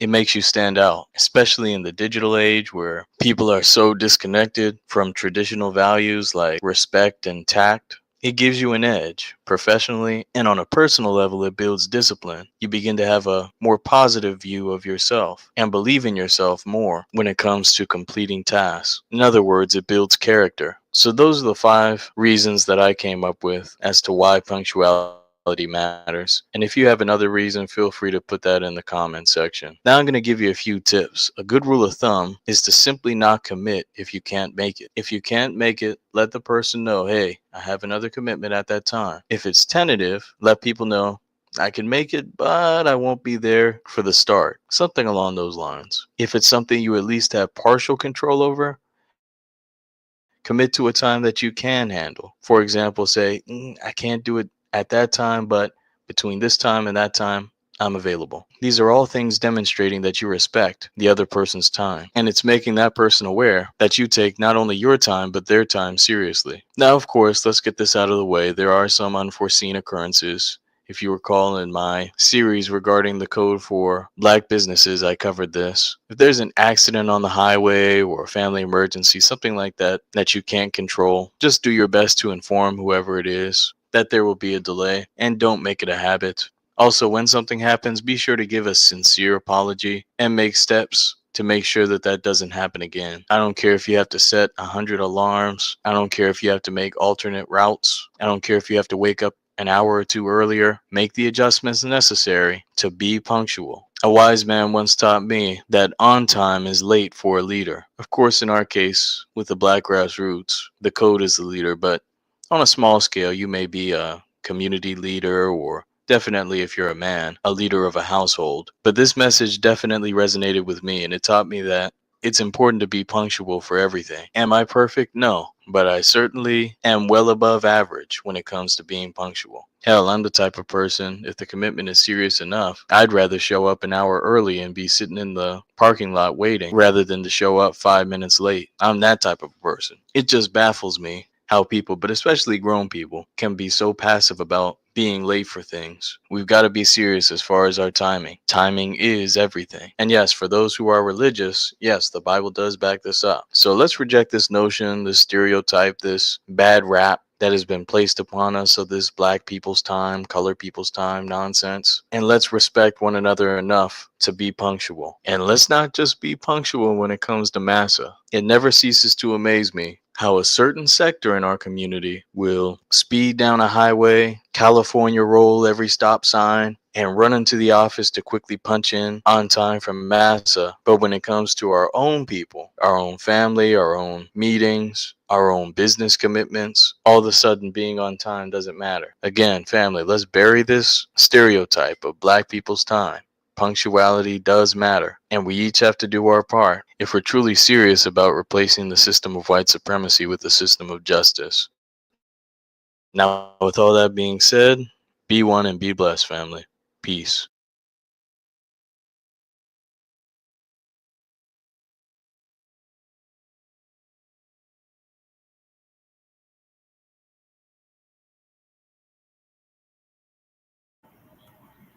All right, thank you, Black Truth United, for that. Yes, punctuality is a must. We got to exercise it, Black family. We got to do a much better job of doing it. I know I'm talking to myself because Lord knows I hate being on time for shit. And it's been like that since I was a young child. I hated being on time for school. I hated being on time for work. I just hated it, man. I noticed when I was on time for things, it made things a lot smoother. It was a lot less stressful, and I was able to get stuff accomplished that I normally wouldn't have got accomplished if I was late.